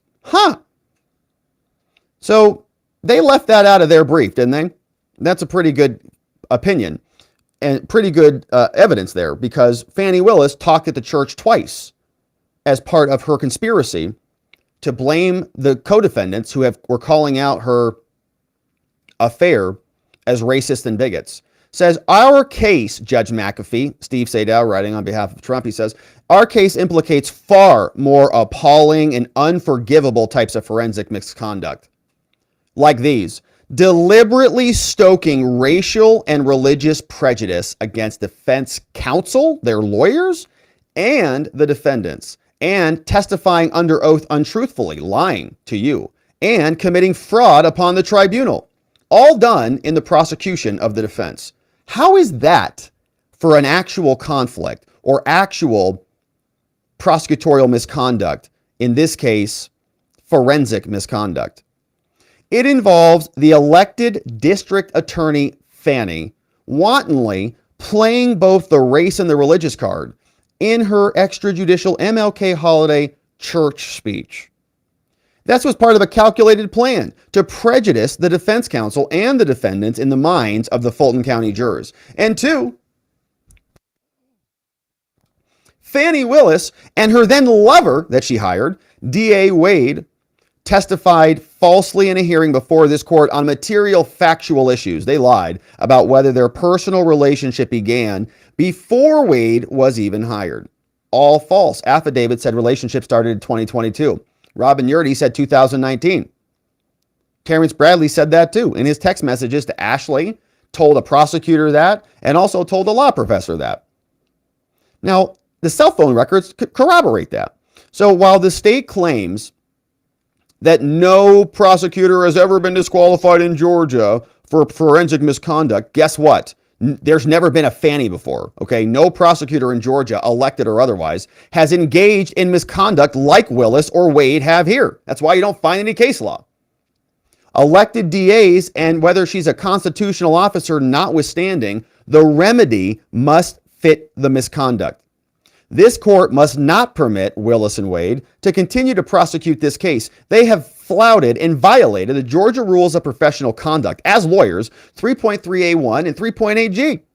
And to do otherwise will be viewed by the public and within the criminal justice system as an open license for prosecutors to engage in flagrant and egregious misconduct without repercussion or appropriate sanctions by the very court before which this misconduct occurred. Steve Sadow response says dismissal and disqualification are the appropriate remedies here, and we have chronicled it in depth. And so there are more responses to Fani's brief, which of course we are going to get to. But Fani files this last-minute brief trying to get Judge McAfee on his heels a bit, saying maybe I should apply their standard, maybe the burden of proof should be much higher, maybe the elements of the law require what Fani says that they should require. And now that McAfee has a political contender who apparently is jumping into the fray, and we have new complexities entering the game, we'll see what he decides to do. Of course, we're going to be here covering this trial and all the rest of them, my friends. So if you're joining us, thank you for subscribing. Thank you for hitting that like button. Thanks for checking out some of the links down in the description below. We have our new calendar online at robertgovea.com. So if you want to check out what's coming up and add the calendar to your phone or to your work calendar, you can add the show. You can add all of the hearings that are coming up and all the Trump trials. Go to robertgovea.com, click the calendar tab, and you'll see it there. And we'll see it back here on our next one. All right, my friends. Now, we're not done here yet. We've got one final brief to read through before we jump into your questions and take your comments and see what you have to say about this. If you're just joining us, the hearing today, let's pause and see if there's any more updates on the hearing. Yeah, let's see what's going on. If there's any other updates, Board of Ethics, if we had any clarity. The hearing today was canceled. So it was on schedule. Yes, we do have a clip. Here's what Doug Reardon posted. The Board of Ethics determined it lacked jurisdiction over Willis, who is an elected state officer, unable to be ethically reviewed by a county board. Isn't that fun? They noted the investigations going on at the state level. So we're just county people. We can't field these complaints. This is a state level investigation. So we can't handle it. Here's what they said in their little conference room. As a state constitutional officer, the district attorney is tasked with prosecuting and enforcing felony criminal laws on behalf of the state. The Fulton County Code of Ethics, our Code of Ethics, only applies to county officers and employees. The Fulton County District Attorney does not fall within the definition of a county officer as defined in the Ethics Code. Makes sense, therefore, So why'd you put her on the calendar then? that we elect to decline the chance to rule one way or other regarding her action. All right, they don't want to get into it. They don't want to get involved in it, right? So they're just punting. Nope, we don't have jurisdiction. All right, so this is what the board looks like. And he's just reading from a statement. We can't handle this. Let everybody else deal with it. Hey, Good Logic's here. Shout out to Good Logic. He says, if Fani Willis cannot be held to account for her suspected improprieties because of her status as a constitutional officer, because it puts her beyond the reach of the Board of Ethics, the only option left is for the Georgia state legislature to impeach her, to do something about that. Yeah, and it's going to be interesting to see what they do. So hearing did not take place because they got freaked out there at the board. Like, oh no, big Fani, we're going to have to make a decision. We're probably all going to be caught in the middle of this crosshairs. And so they all didn't want to do anything or deal with it. So they just punted it down the road. Not a big surprise there, but very disappointing. We were looking forward to covering that today. Not going to be able to do that. However, we do have another good brief to read through, and so let's get into it. Jeffrey Clarke, you remember him. He submitted a brief that is obliterating Fani Willis and her last-ditch attempt to get Judge McAfee to rule in her favor, and this one is filled with some counterexamples to her brief. She says that the standard in the disqualification should be very high, much more than clear and convincing evidence, maybe even beyond a reasonable doubt. She didn't say that, but we know that's what she would ultimately want. And she also says it requires an actual conflict of interest. Says not the appearance of impropriety. That's not appropriate for disqualification, but we want much more. And Jeffrey Clarke comes back out and says, oh, you want to know what your conflicts are? How about I tell you them? Here is what he submitted. Jeffrey Clarke in the Fulton County courtroom, state of Georgia, he is submitting this in response to Fani Willis's post-hearing brief. He tells us, all right, guess what, Judge McAfee? I'm here, and I'm submitting this reply to Big Fani's arguments. She says that the standard of proof should be higher than preponderance of the evidence, not the low standard, 1 or 2 up, and that an actual conflict must be shown. And she says that there must be a personal money interest, a pecuniary interest in the conviction, which was like, well, that's crazy.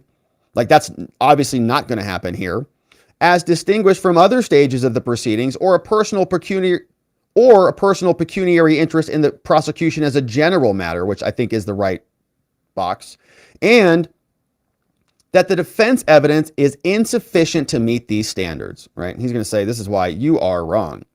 Now, before turning to the merits of Fani's brief, it is necessary to observe, just to mark this down on the record, let's not forget this, that Fani Willis has ratified the perjury of Nathan Wade.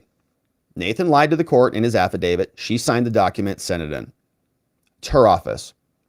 Very clear. They say, Your Honor, this is not even complicated, okay? Nathan Wade obviously lied under oath in his testimony on February 15th, obviously, when he was attempting to explain his obviously false interrogatory responses in his divorce case.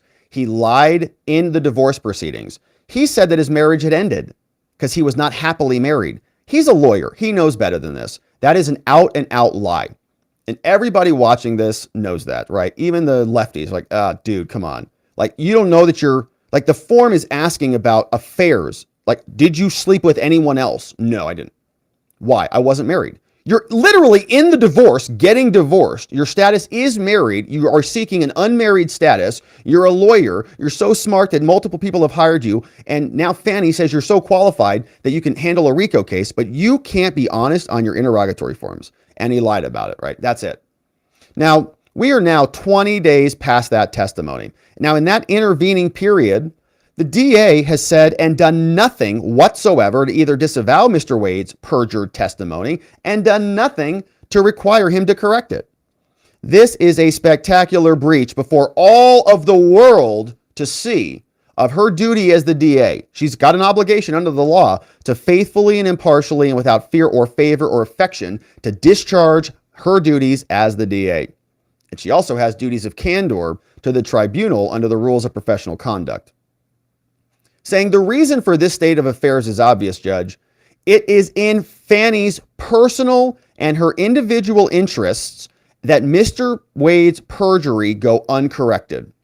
Ms. Willis has ratified Mr. Wade's perjury by not repudiating it as her duty requires. Fani's professional judgment has not merely been impaired by her conflicts. It has been corrupted beyond redemption. Saying, the state here argues in the filing we just read that a preponderance of the evidence standard is too low for disqualification of DA Fani. At the hearing, Mr. Clarke identified via his lawyer 6 separate categories of disqualifying conflicts of interest, only one of which is subject to any conflict in the evidence.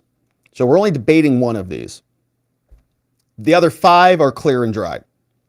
Says, the one category subject to a conflict in the evidence is the extent of the financial benefits that Fani got from Wade. The evidence that Mr. Wade furnished Fani with expensive travel and entertainment, they're there. They're in evidence. Their credit cards and their statements, and they're undisputed in their authenticity. They're real.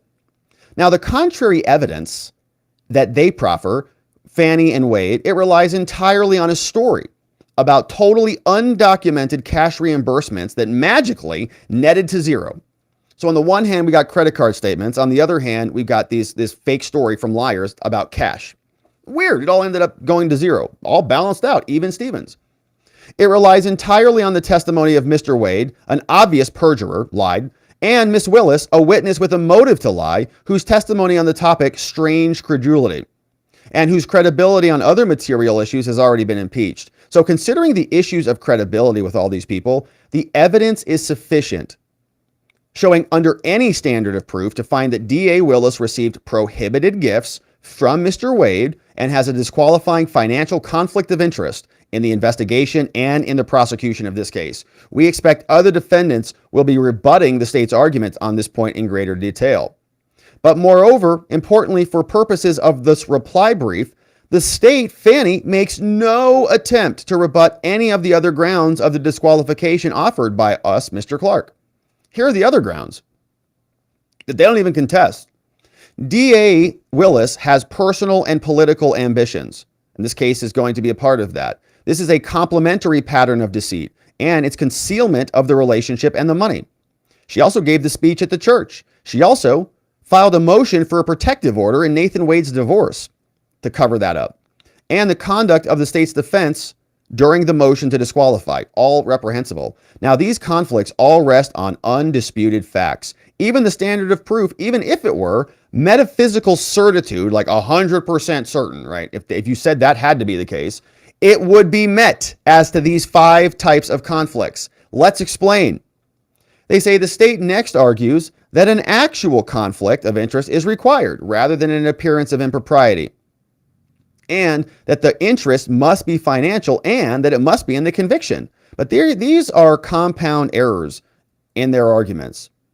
They say, first, Mr. Clarke's argument at the hearing assumed the actual conflict standard applied, and he met them all. The state never even attempts to answer the argument that the evidence shows a half dozen actual, okay, they said it has to be an actual. We got 6 of them. 5 of them rely on undisputed facts. And second, Fani attempts to disentangle what it claims are inopposite authorities that are relied upon by the defendants. But in doing so, it conflates the standards for disqualification of prosecutors with those for post-conviction. We saw that. Based on a claim of ineffective assistance of counsel, right? So the defendants come back and they say, my client did a bad job. Why? He had a conflict. Okay. So can you reverse the conviction on that basis? It's a much higher standard. That was the latter type of case where the defendant, who didn't even raise any objection at trial, was required to show that the conflict, right, the conflict impacted the lawyer's performance and gave him effectively no counsel. So they say they agree. While criminal defendants are not entitled to pick their prosecutor, they are entitled to an unconflicted, disinterested prosecutor who does not operate in violation of their oath. In another case, the court held, Supreme Court case, that the requirement of a disinterested prosecutor is consistent with that trend. Since any scheme injecting a personal interest, whether it's financial or otherwise, into the enforcement process may bring irrelevant or impermissible factors into the prosecution decision. They say, look, as evidence for this trend, the court in footnote 19 cited to another case saying that the proposition that the appointment of an interested prosecutor was a due process violation. You can't appoint someone to just go after somebody. That violates your due process rights.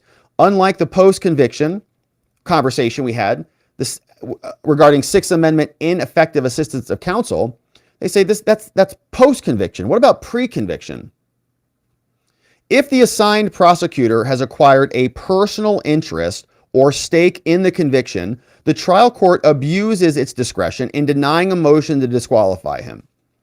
And the defendant is entitled to a new trial even without the showing of prejudice. That is a damning citation against them.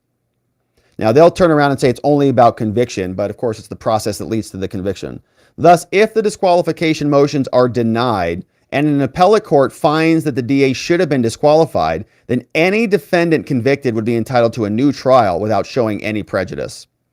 Now, the state also argues that the only interest which is disqualifying is a personal interest in a conviction, and that ignores the prosecutor's duty under the law to be impartial in every action they take, not just the conviction. It's every official act, not just a conviction. They say the whole proceeding from the time the case is laid down before him, where an indictment is demanded, right, where an indictment is demanded until the rendition of the verdict, it's under his direction, supervision, and control throughout the entire time. Now, the enforcement process has a milestone at the point of conviction, but the process obviously begins earlier than that, at the investigation before even the indictment. So additionally, it continues to sentencing and even arguably to post-conviction as well. So they want to narrow the hula hoop to only make it about an interest in the conviction. He's like, well, we don't care if he's convicted or not. We don't make any more money if we go to trial and he wins or loses. No, but you made all the money in the run up to it. In another case, Clarke says, the indictments were to be quashed if the personal interest existed when the case was presented to the grand jury, right? We'll go all the way back, as it did in this case. Fani and Wade were indicting each other back when they were presenting to the grand jury. Here, Mr. Wade was paid over $650,000 over the 2-year period, beginning long before the indictment and long before any conviction. And Fani got a bunch of gifts during that time. She therefore had a personal interest in this case that was operative at the time of the indictment. If he decided not to indict them, he wouldn't have gotten that contract and wouldn't have gotten any of that money and wouldn't have been able to go on cruises with his girlfriend. The state's suggestion that this does not matter because the interest must be in the conviction alone should be rejected, because it is premised on the false notion that prosecutors have no duties of impartiality at any other time other than, I guess, trial. Now, the state argues that it has found no cases of disqualification based on a personal interest that did not involve a pecuniary money interest in the conviction. But apparently they have failed to notice one of the principal authorities relied upon by us. In McLaughlin, there were not one, but two non-pecuniary, non-money interests that required the disqualification. The first was a conflict between the DA's duties as a witness and as an advocate, and the second was that his daughter's close relationship to the victim gave him a personal interest in the case. So father is a prosecutor, father's prosecuting a defendant, defendant killed someone or hurt someone.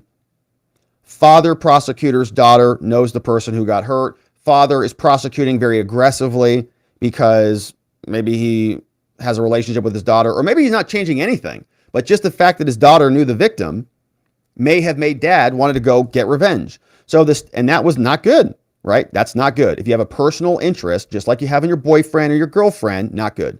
The state's argument about what Georgia law regards as disqualifying is without merit because it's contrary to binding Supreme Court authority.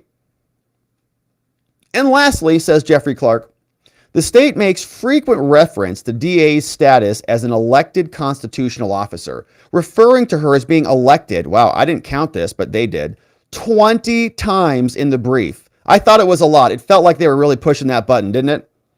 But I didn't realize it was 20 times. Elected. People of Fulton elected. Yeah, we know.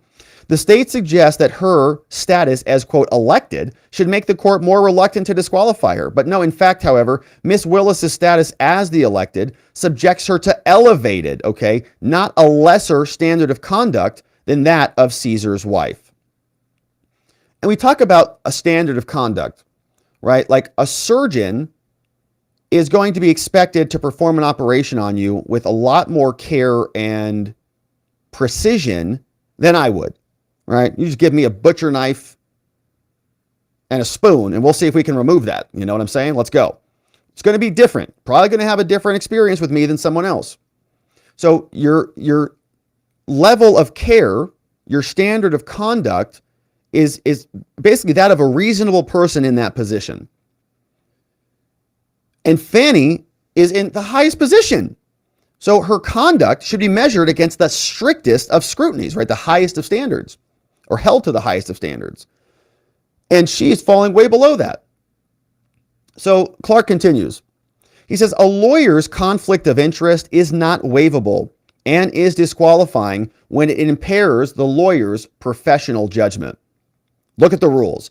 Everything that Fani and Wade have done in this case in response to the motions has demonstrated profound impairment of her professional judgment.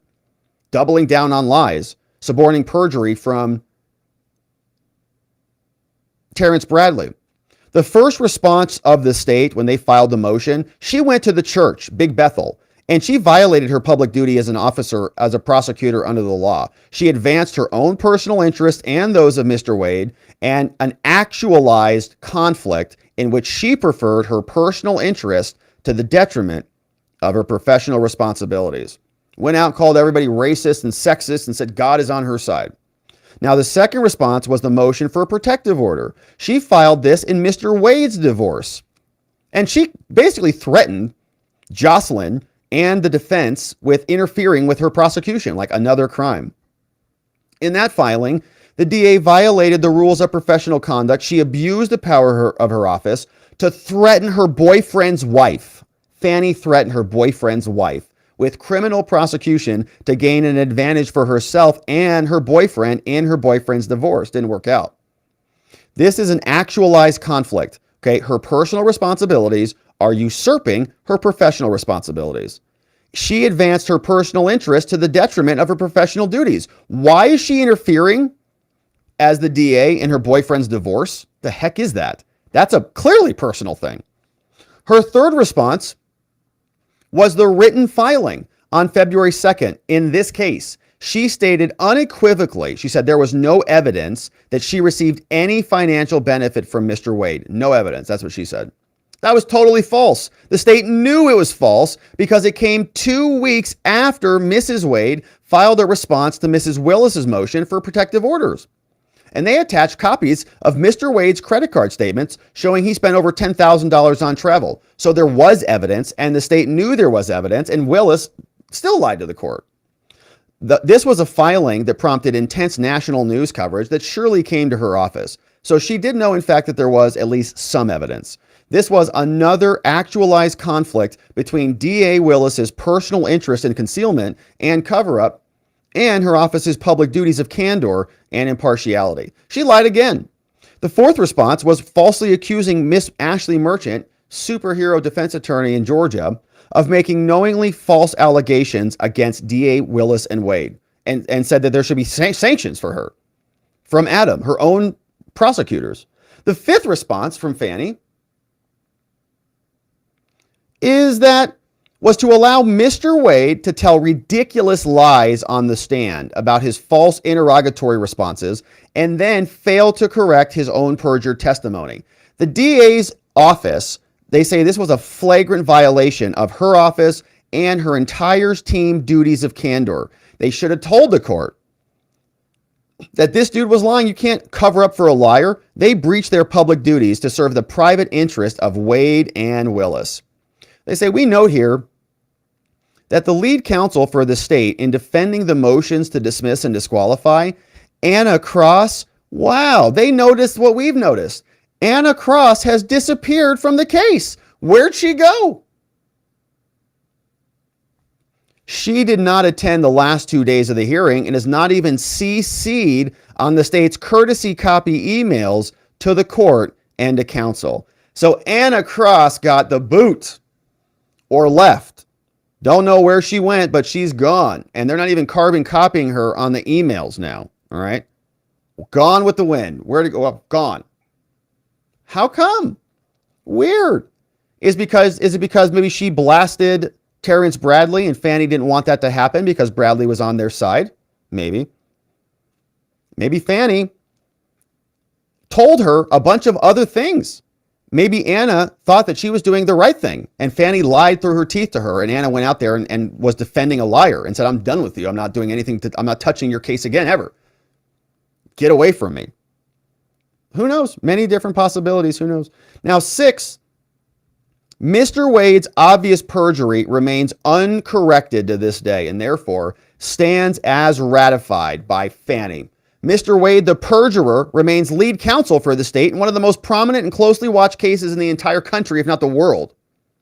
And each of these responses from Fani shows profoundly impaired, if not utterly destroyed, professional judgment and the sacrifice of public duty to personal interest.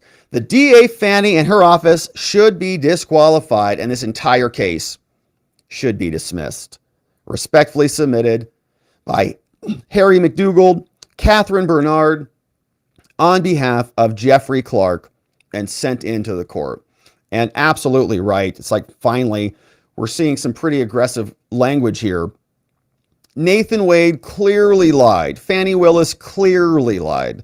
They both filled out forms and were dishonest on the forms. And when they asked about it, they came up with fake excuses that a 9-year-old would come up with. Well, I thought the word marriage meant this. I thought it meant this. No, little Robbie, it doesn't. It means this. Oh, okay. Now I know. Okay, these are lawyers. Fani Willis said that she got no gifts. No gifts. Okay. And very clear in the forms, from any of these types of people. Guess who one of those types of people were? Nathan Wade. Should have reported about that. Didn't. So this is great. I think that it clearly articulates, even if you say and agree with the state, which I do not, that it should require an actual conflict of interest. He says, here's 6 of them. Pick one. Pick one. Any one of them. Which one do you want? And that meets their own rule. Right now, then if you drop that standard below and say it's not actual conflicts, it is appearance, well, then they clearly will meet that one, because anything that's an actual conflict is also going to be an appearance. So the government is Fani is trying to narrow the rules and make them very detailed, ask for a high standard to be met. And Jeffrey Clarke just came back out and responded and took Fani to task on this. So we are going to be here, my friends, waiting for the McAfee ruling. And of course, when that drops, we're going to be the first to cover it. We're going to be live immediately reading through it, wherever it is, it happens to drop. And so thank you for joining us as we cover not only the Fani Willis saga, but all of the other Trump litigation. He's got trial coming up in just about 2 weeks in the Alvin Bragg criminal prosecution for a bunch of felonies there related to that so-called hush money that Michael Cohen lied about. So we're going to cover that. We're going to cover the J6 case, the Florida case, the ballot removal stuff. We got Supreme Court stuff coming up in April, and we hope that you join us as we do. Thanks for subscribing wherever you're watching this. Thanks for liking this video. Thanks for inviting someone to come over here and join us when we go live. And thanks for checking out some of the links in the description below. We have robertgovea.com now has our calendar. And so you can go and see what is coming up. We're putting all of the motion deadlines on here. We're putting all of the show times on here. Trump is going to be in trial, as you see, starting on April 25th. And then next month in April, we're going to fill this out. We got SCOTUS reply deadlines and all sorts of stuff coming up. So check it out, robertgovea.com. You can also sign up for the newsletter on the homepage. Click here for instant access, get access to the mind map, get access to the newsletter. And make sure you come on back here, because we'll look forward to seeing you here on the next one. All right, my friends. Well, that is it for us on this stream today. And it's a little bit of a letdown. I was hoping that we would have that hearing, but we still got to unpack some good filings. And of course, now it's time to hear from you. What do you think about all this madness that's been going on? Jeffrey Clarke now submits actual conflicts of interest. Fani Willis scrambling with the last minute ruling. We've got McAfee now has an election challenger, this guy called Robert Patillo. And of course, Fani Willis is not going to be hearing or having those complaints heard by Fulton County Board of Ethics. We'll see if anybody else digs into it. So now, my friends, it's time to hear from you. Of course, today, as soon as we're done here, we are going to go over to watchingthewatchers.locals.com and do our members only debrief and hangout session. And so come and join us. And we might have to open up a new thread. So if we have to do that, we'll certainly do that. But there was no hearing today. So they got cold feet there at the Board of Ethics. They said, wow, this is an ethical quandary. If we accept this case, we're going to have to actually decide this. We don't want to do that. So they just kicked it out. But now, my friends, let's hear from you. Let's see what you have to say about all of this and more, of course, over at watchingthewatchers.locals.com. We got some great donos, and we got our mods are clipping away for us. Thank you guys for doing such a great job on this. And let's see what we had in the house. Hey, we got Leland.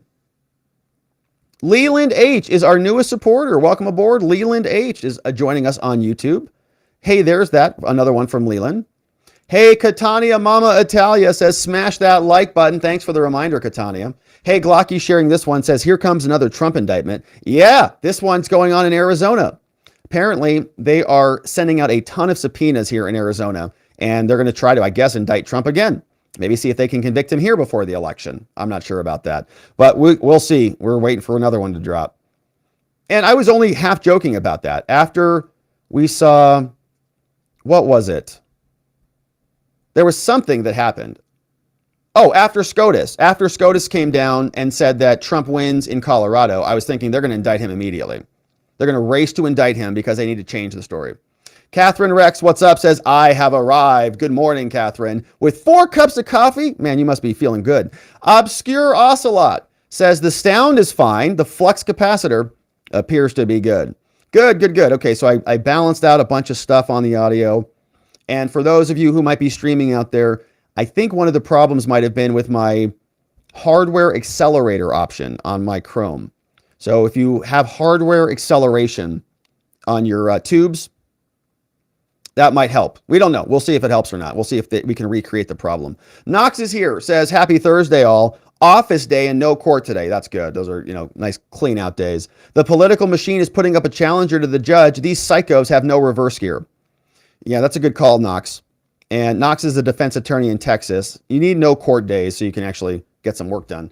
But it's good to see you, Knox. And you're right. It's wild. The mechanics of the political machine have now gone into high gear. Glocky says, 2 very good points in this one tweet. Paul Sperry says, an Atlanta lawyer familiar with Judge McAfee's thinking says he's reluctant to disqualify Fani because he's worried rulings would spill over to every other indictment that she's signed.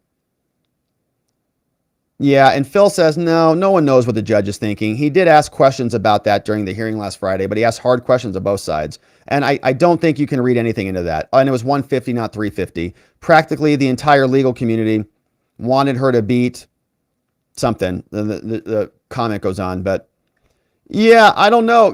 I'm personally, I think the judge did a very neutral, nice job with the hearing, and we hope he does the right thing. That's all. We're just going to stay positive and hope he does the right thing and he does not get politically bullied in the court of public opinion. Court of public opinion, court of law. He's a judge in the court of law. If he wants to protect his reputation and have a career as a judge, and I think be seen as a judge who cares about the profession and its honor and integrity, I think he'll do the right thing in the court of law. I'm hopeful. But the political pressure there is, nothing to scoff at. And the question will be, what is the next step for him if he is disqualified? Maybe Trump wins and appoints him on a federal court. Could be an option. This one from Glocky says, at the very least, if nothing else, the judge has to at least grant a change of venue request after all this, right? No, I don't think so. No, I mean, if he doesn't disqualify Fani, he says that she's perfectly capable of handling the case. So she'll stay on. David Abel is our newest supporter. What's up, David? Welcome aboard. Glocky says, I said it yesterday, I'll say it again. The fact that the citizens of Georgia are dying in record numbers at the Fulton County Jail because of Fani's office and the sheriff, that isn't enough to warrant any action against her. This is a Greek tragedy. This one from Michelle says, Rob, can you cover Arizona's attempt to go after a similar lawsuit to Georgia over the 2020 election, please? I'll take a look at it, Michelle, and see if we can squeeze it in. I'm not even sure exactly what you're referring to, but certainly, if it is relevant to the things we talk about here, it sounds like a juicy one, and it would be good to cover. Glocky says, if they elect that dude and you decide to stay in Atlanta, then I don't feel sorry for what happens to you. Yeah. If Fani Willis stays on the case, it's probably a good idea to get out of Fulton. Pinochet says, in case of a Fani emergency, break the water main. Yeah, right when they're counting the votes. Weird, a water main broke. We have to pause counting. Strange. Glocky says, Fulton County is still in the middle of the hack that happened to them, so I don't know if they even have internet over there. Yeah, that's true. A lot of stuff is still down. We had this one, Rial, thank you, says 11 Alive is streaming the Board of Ethics meeting. Just search on the meeting. We'll get you to them. Thank you for that heads up. And I'm sure they were if the hearing was going to happen, but obviously it did not happen. So we all got kind of gypped on that one. Knox Bierman says, great. Patillo, Jesse Jackson, and Maxine Waters. This is so predictably Stupid, right? You can just feel it. You can feel it in your bones. Glocky says, wait, he's on RT, which is Russian state media, talking about Trump colluding with Russia? Yeah, he was. The irony was dripping. Truthfinder says, good morning, Rob. Good grief. A Jesse Jackson and Al Sharpton wannabe. Restorative justice is code language for all things woke, racism, defund the police, no cash bail, corruption, shakedowns. Just suck it up, America. Suck it up. Okay, we got to defund the police. It has to happen. So just suck it up, okay? Just deal with it. We got Rob says, I object. I need more goose. I appointed a white guy to defend me at my hearing, which is Adam. Yes, says Rob. We got Sandy says, leaked info about Fani preferring black male judges because they give power. They get lower black sentences to black defendants. It comes out just before a black man runs for a judge against the guy who looks to disqualify her. Things that make you go, Yeah, she put that in her training to her prosecutors, that they prefer black male judges who are not Republicans over even black female judges. We got this from Glocky says, I don't feel bad for the inner cities collapsing. They deserve what they vote for and what they tolerate. Apparently they want more of it. Yeah. Sandy says, we got that one. King Ginger says, what happens to Fani's election if she is disbarred? Well, if she's disbarred, she would not have a law license anymore. So I don't think she could be the DA, probably by statute. But if she is disqualified, she could still get reelected. She could still be the DA of Fulton County, even if she's not on the Trump case. So disqualification would just happen to the Trump case, not to the others. This one is from 51K, says, the Devil's a DA. Says, a little ditty inspired by the song the Charlie's Daniels Band. It is YouTube family friendly, but Rob, a forewarning, it is a bit of a tongue twister. I hope it brings you and the watchers a chuckle this morning. Okay, I'll let you guys read that on your own time. That's a long one. Sounds interesting. And we got some images of Fani. Interesting. Looks like a good one there, 51K. We got this one from Chubby says, I would think the judge might view Fani's excitement over the contester as a betrayal, if he is indeed compromised, as some people think, due to their past together. Maybe. Yeah, and maybe the judge sees the writing on the wall. Maybe he says, I'm going to lose this, so I'm going to actually do justice now. Right? Like it's a done deal. He knows he's going to be shown the door, so he decides appropriately. Chubby says, I would think the judge might view Fani's excitement over the contester as a betrayal. Todd Scott says, where is Fani going to get her campaign funds? I don't know, Jesse Jackson maybe? Everybody in Fulton, there's a big contingency there that apparently seems to support her. Glocky says, don't forget, she's charging taxpayers for a media consulting firm and a media analytics firm that is ran by Democrats to track her favorable ratings during media appearances. And yeah, that's that DeSantis guy. We got Hal Hey H. What's up, Hal? Welcome aboard, our newest supporter. Great to have you there. Love to have you. We got Glocky says, maybe the judge wrecks her in the DA's office because he knows he isn't going to win anyway, so he doesn't give a dang. Yeah, exactly. Great point. L. Murray says, Fani has no shame. Total arrogance as she walks out. Johnny D. What's up, Johnny D? Becoming a new supporter on the YouTubes. L. Murray says, put the pressure on McAfee. Yeah, it did. Good morning, my beautiful and blessed people. Good morning to you, beautiful and blessed L. Murray. Nice to have you here. We got Round to It, our newest supporter on YouTube. Welcome aboard, Round to It. Obscure Ocelot, which is very hard to find. Says, a couple of reports on X are saying the Board of Ethics have determined they do not have jurisdiction over Fani. Rah! And shout out to our friend Potentially Criminal. He's next door on YouTube. Does great legal analysis and also a criminal defense attorney. So it's even better than you'd think. We got this one from Flagpole Guy. What's up, Flagpole Guy? Look at this flag. Says, here's to happy Fani and the best legal commentator on the tubes. Oh, man. May the Lord save America and may the people return to his sanity. Look at this beautiful flag and that very happy puppy. We love a good American flag. Shining proudly. Well done, Flagpole Guy. Andrew the Bard says, are we streaming the State of Confusion tonight? I need your help to make it through. I don't think so. I think a lot of people are streaming that, and a lot of people are responding to that. So I think we'll probably let that one go. I know Trump's doing live reaction. I know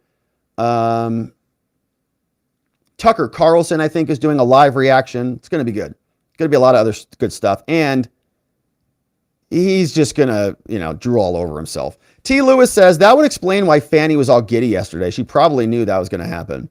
Yeah, or maybe she had another, encounter with Nathan. Quarter Native says, she's the Fulton DA. How do they not have jurisdiction? That math ain't mathin'. That math ain't mathin'. Yeah, it's not adding up over there, is it? Hey, this one from Roy says, here's the amended meeting notification.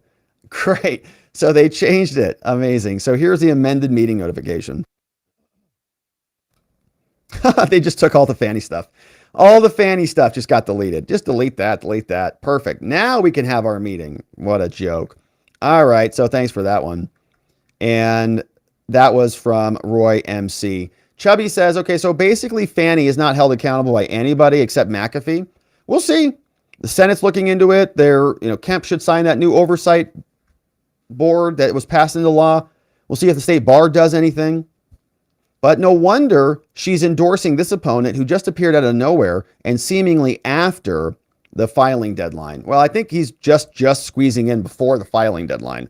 Like, it's very soon. It expires very soon, so he's going to squeeze it in. Voice of the People says, how does the Board of Ethics not have jurisdiction over government official with ethics violations? Good question.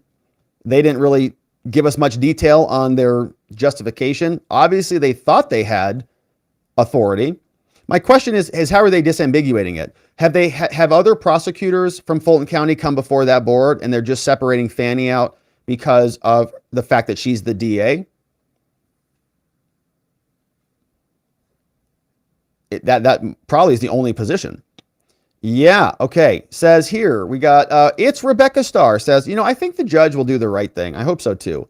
Us Atlians are tired of corrupt politicians. Black women are tired of it too. Yes, Fulton County is blue, but I'm not worried.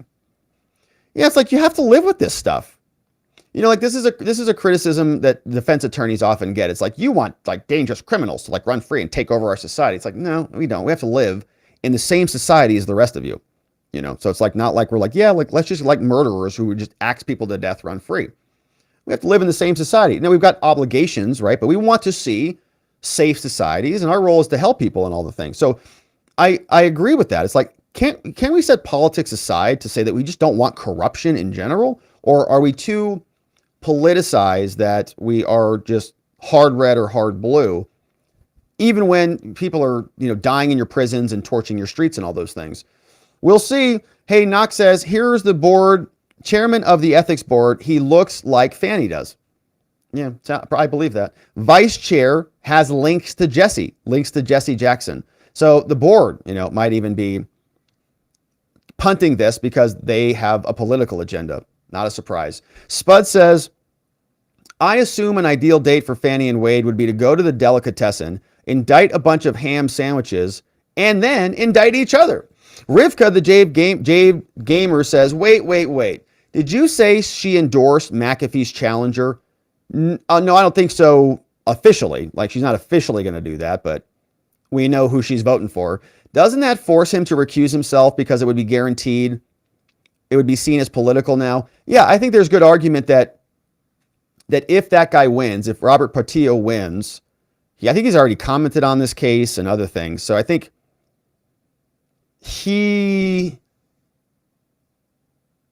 as the judge, I think he would need to recuse himself, but he wouldn't be. I think he would need to recuse himself from the case if, say, he beats McAfee and gets on the case. But the theory is that his election is enough to pressure McAfee to not do that. Because if McAfee disqualifies, then he can't undo that order. I mean, she could appeal that, but he's not going to undo that order in that courtroom. Yeah, it's going to be very complicated. I think right now it's just about pressure on McAfee pre-decision and pre-election, just to warn him. Rob says, no one's above the law, especially Big Fani. Ollie says, can we get Colonel Douglas McGregor for an interview? Yeah, that would be great. I don't do, obviously, a lot of interviews here because we have so much stuff to get through, and it's an added complexity that we don't do currently. I'd love to talk to Colonel Douglas McGregor, sharp dude. So I'll keep that on the list, Ollie. Thanks for the great suggestion. DJ Roach says the House of Representatives can impeach Fani. They're in Georgia. I don't know Georgia statutes, but that sounds true. We got Glocky says, if you aren't worried about illegal immigration and a Rwanda-type genocide happening in America's own backyard, you better be. Salty Southern Mom says, Georgia SB 98 establishes a prosecuting office's attorney's oversight board. They would be the ones who discipline Big Fani. Yeah, and I think that's going to Governor Kemp's desk. So we'll see what he does with it. Flagpole Guy says, if McAfee caves to pressure, it won't make a difference to his career. The voting machines are rigged. The not-so-reverent reverends picked for the position will be filled in by the preferred. McAfee should do the right thing and trust God. I think that's a great solution.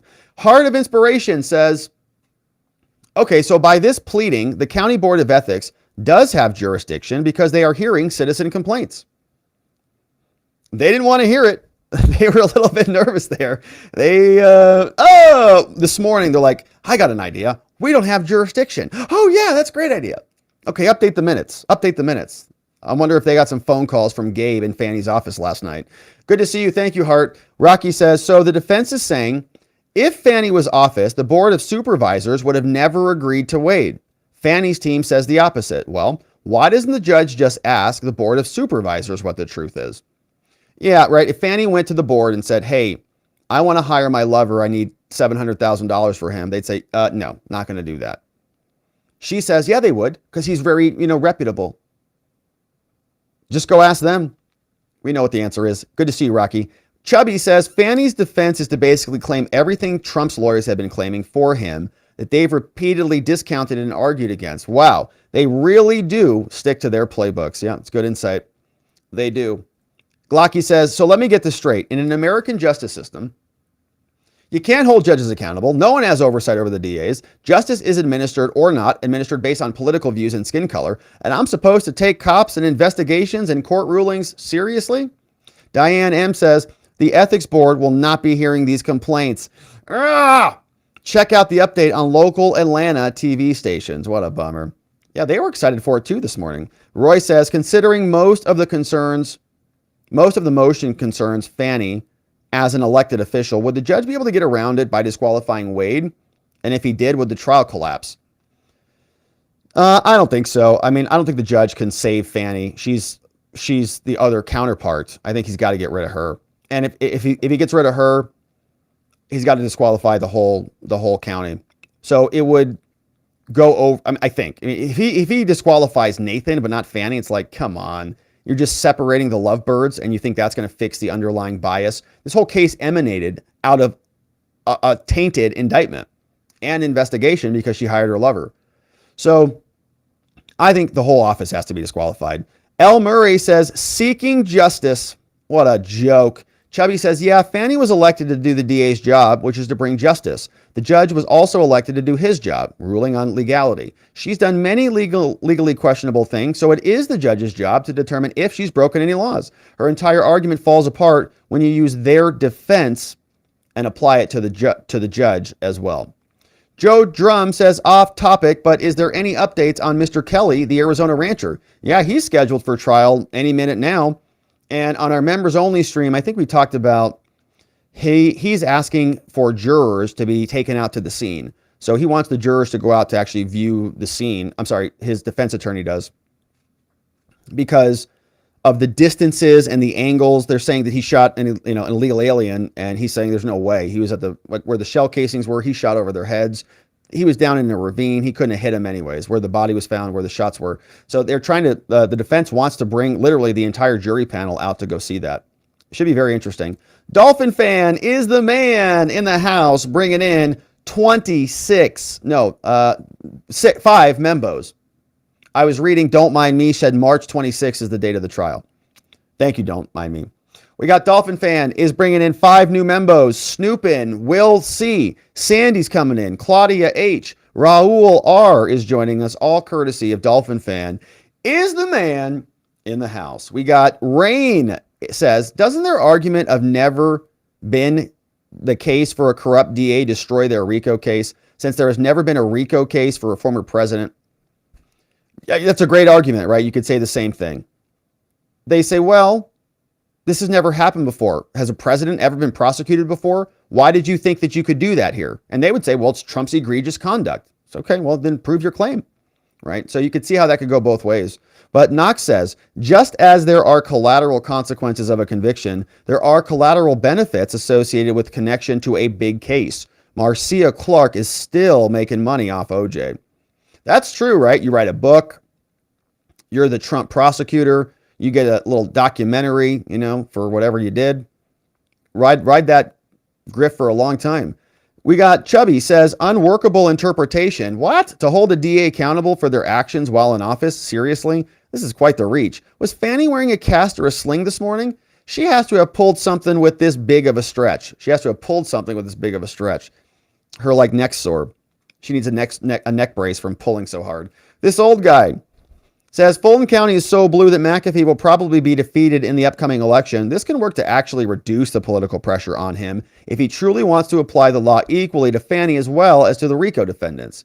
If he really has nothing to lose, he is free to rule in favor of the proper application of the law. From this old guy. We got Scorpid says, Georgia ethics jurisdiction equals ethics.ga.gov/enforcement. So we could see what that looks like. Thank you for that, Scorpid. C. Nana says, didn't Fani refuse to allow pleas and separate cases and a move to federal courts?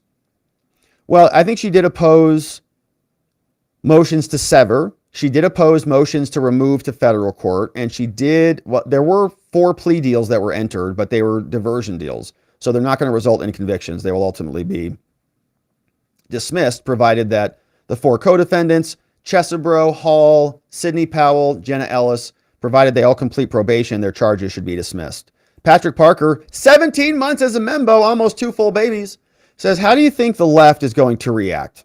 Well, this is how they do things. I mean, they weaponize positions.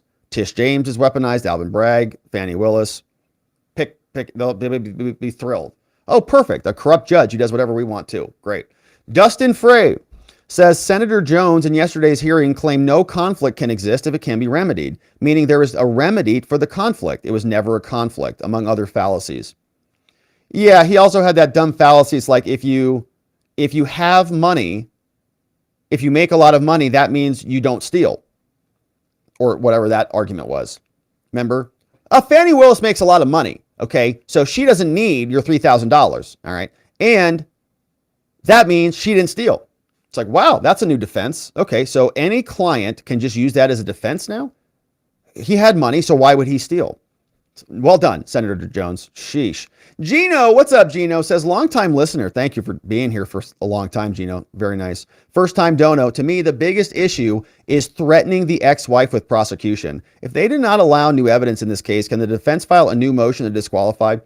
I don't think so. I don't think the judge is going to hear that again unless something else, really big happens. He's going to say, this is the argument. Bundle your stuff up here. Unless something else comes out. But no, I mean, I think if the other co-defendants didn't join this, I don't think that they're going to be afforded the opportunity to file another one. Again, unless it's substantially different, he'll probably just say, I've reviewed this issue and it's settled. But I agree with you. It was really disgusting what he did to the ex-wife. And then, of course, Nathan just settled aggressively to close that whole thing out because they didn't want to continue to litigate that. And Fani was interfering and threatening her boyfriend's wife. Sick.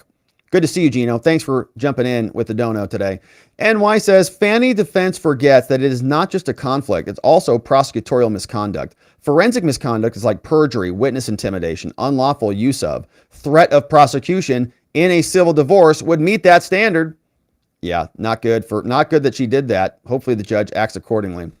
Roger Needham says, Senator Jones also implied the average American family can spend 17 grand on vacations every 6 months, based on Forbes reporting that the average fam of 4 spends $3,700 on vacation. Another stupid argument. And there was 4 vacations in 6 months. It was one right after the other. So maybe one $3,700 vacation, you throw the kids in the car, travel up to the mountains or whatever. But it's not every month. That's clearly the difference. Sandy says, no Anna Cross again. Should someone call for a welfare check? Even the defense is noticing that, Sandy. I know you've been noticing that at length here. Lauren C. What's up, Lauren? Thanks for sending this one in. Very nice super chat. Appreciate you. Joe B. Wan Kenobi says ethics be damned. Leave Fani alone. She's on a mission from God. It's from the Blues Brothers. From Joe B. Wan Kenobi.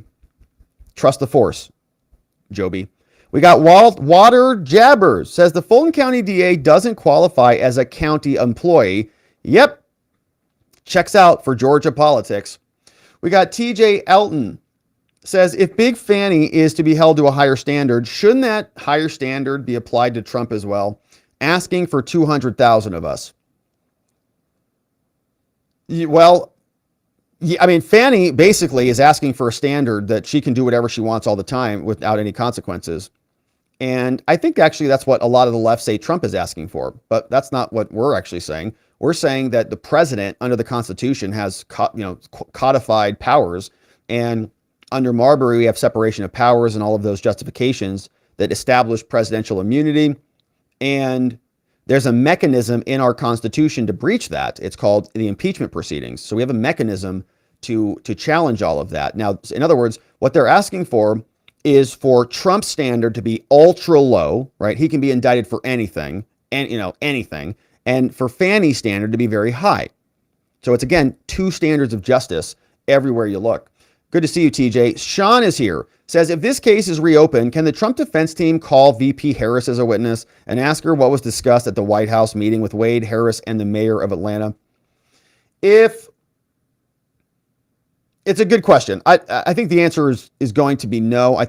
Personally, I think the judge would disqualify that. I mean, he might, like, the argument would be that Harris could impeach Fani, right? So, like, yeah, like the theory would be like, yes, just like these other people that have come in, like the cell phone guy, for example. Wade said no. I didn't call her at all. Didn't go over there at all. Cell phone guy comes out. He says, yeah, you did. You were over there. I could triangulate you on the cell towers. So that evidence being used to impeach Nathan Wade, right? That would be admissible. Fani said, I never went to the White House. Well, we got records that say that you met with Kamala. So maybe we bring in Kamala to impeach Fani Willis. Now, I think that is legally something that could happen. Practically, the answer, I think, is most likely no. Judge would probably find some reason saying it's not relevant, or it's not the best evidence. We can find other evidence, or she's got immunity, qualified immunity in some way. Who knows? But it's an interesting theory. I'd love to see VP Harris come in and testify. Patricia N. says, Rob, if Patillo becomes a judge, would he have to give up his talk show and appearances and social justice work? Yeah, probably. I think that I've never been a judge, but I think there's probably a bunch of rules that say that you can't have anything that conflicts with your judgeship, right? So commenting like on open cases and stuff like that, I think would be a risk. And like the social justice stuff, right? Judges can't have appearance of improprieties. So if that is a political justice work or political appearances, I think he'd have to really clamp back down on those, because those basically his career in those appearances on his talk show and his social justice work is about the issues, which might mean that defendants coming before him might believe he's biased on issues. Nemo says, Rob, here's a jurisdiction question. Could the Cobb County DA prosecute Fani for obstruction because Bradley was in Cobb County at the time of the incident? I don't think so. I think the obstruction would be connected to the obstruction that took place in Fulton County. So I think the better forum, the better person to investigate and prosecute that would be the state AG, not the Cobb County. We got G. Tarrant. What's up? Says, hasn't Fani potentially admitted to receiving kickbacks in the form of gifts and trips from a contractor she funneled work to, ironically, under the public corruption laws? She says that she didn't. She says she paid everything back in cash, right? That's her testimony. No, it was even Stevens. I always paid him back in cash. Any receipts? No. Does he have any receipts? No. Where'd you get it? Publix. So I don't think she admitted, to receiving anything like that. Her claim still, which is dishonest, is that it was all even Stevens. Frank L. says, you are right. If not dismissed, Fani and Wade, and they lead it. Yes. Yeah, that was a theory we put up here, right? Like if the judge is not going to disqualify Fani, Fani is like the gift that keeps on giving, right? She's probably going to dig herself further into a hole as this whole thing unfolds because she's got so much arrogance and incompetence combined into one. Those are not good combos. Sandy says, is it possible Anna filed a sealed notice of withdrawal due to disparaging remarks needing to be made? This is an old late 80s movie called From the Hip that is about exactly what Anna did. Anna's duty was to seek justice. She knew Bradley was lying and allowed the truth to come out in court. And my friends, I think we're just about out of time on locals. So hang on a second. Let me get another feed going on our locals stream, and then we will continue on. Let's make sure we're not losing our friends. We're going to get right back into the comments here in a second. As soon as we get this fired up. We have a time limit on our locals. And so sometimes we hit that time cap and then we got to just reconnect the tubes, which is what we're doing right now. And I'm just talking to kind of fill in the air, so it doesn't sound so weird, me just sitting here. We got this tube being connected. Hip bone goes to the elbow. Elbow goes down to the knee bone. And okay, so now locals is back live. And we're kicking that off. All right, so thank you for your patience on that, my friends. And yeah, I don't know if I don't think she filed a sealed notice of withdrawal. She's probably just MIA, just kind of going into hiding. Tim R. What's up, Tim R., our newest supporter over on the Rumbles. Very great to have you. Welcome, welcome, welcome. We also have this one from Warrior Heart. Says, if the judge doesn't boot Fani out, can't Trump appeal the whole thing? Yes, I think that he can. So the likelihood that this case goes to trial, and the question will be, is it still on stay is the case stayed while it's pending appeal? And I think the answer would be yes. So the likelihood that this goes to trial before the election, I think, is very, very low. Mark Fine, what's up? As our newest supporter, welcome aboard, Mark. Great to have you. We got Knox Bierman, says he looks like Fani's dad, not does. He was involved in the Black Power movement. Interesting. I think there's a lot of that going on in the Fani household. Thank you, Knox. Rivka, the Jade Gamer, says, right, I meant force McAfee to recuse since any disciplinary action would be taken as retaliation. You mean force McAfee to recuse? Like if Fani endorsed the other guy?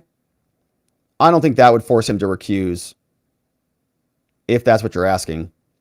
But you might not be. I think I'm confused. But Rivka, thank you for the dono. Good to see you on Rumble. Mustafa says, of course, all the Fani cases should be considered suspect now. That is particularly why the DA should be ethically flawless. Investigate all her cases. Exactly. Yeah, I think that's exactly right. It's that domino effect, okay? All the criminal defense attorneys in Georgia right now are going hog wild. Londo says, Rob, this just makes me angry. Curse you for dashing my hopes. Not really, but it is beyond upsetting. Yeah, they always pull it out of their booty, don't they? They just pull it out. And now we changes the whole balance of power there in Georgia. Jennifer says, any State of the Union live stream? I don't think so. I think we'll let other people who can tolerate Joe Biden for an extended period of time cover that one. But it should be fun. We'll do a debrief in the morning. Jennifer, you're a member. We'll do a debrief in the morning and see what's going on. We got R. Taylor says, Ashley showed Fani and Fulton and the mayor went to see Kamala. Then came this RICO indictment. She did a great job explaining how grand juries work, things prosecutors don't want people to know or think about. When the opposition senator said Wade was there for Fani's pleasure, garbage case, I know, that was funny. He was there, he works at her pleasure. We're all like, oh, no. Garbage cases are such a waste of taxpayer dollars. They are literally ruining amazing loyal Americans, threatening people to think twice to support Trump. Solitary confinement, anyone? No? Better watch yourself. From R. Taylor in the house. Yeah, that was a gross comment. Bad visuals. The Mad Ruski says, I watch you all the time. I figure I won't leech and can at least give a bit to the channel. Thank you, the Mad Ruski. The Mad Rusky. Ruski? Good to see you, the Mad Ruski. Thank you for that. Very generous dono. And I appreciate it. Thanks for being here. Glad that you watch and hope to see you back. Thanks for joining. We got Cal66 Caliber. A nice super chat coming in here. Thank you, Caliber. No question, but grateful for that. Here's one from, what is this?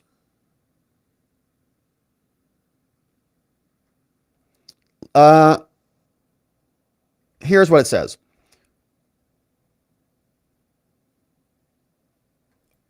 Justice, rise on up. Please show us who they are. All hell's broke loose in Georgia, and these devils working hard. Ego's the sin that'll do her in. Big Fanny got no soul, and truth will win, and the law will uphold. When Govea opened his stream, us watchers said, let's go. The fire flew from his content that Fulton's quite the show. And we all watched in total shock, not expecting this. On the stand, she made demands, told lies about her bliss.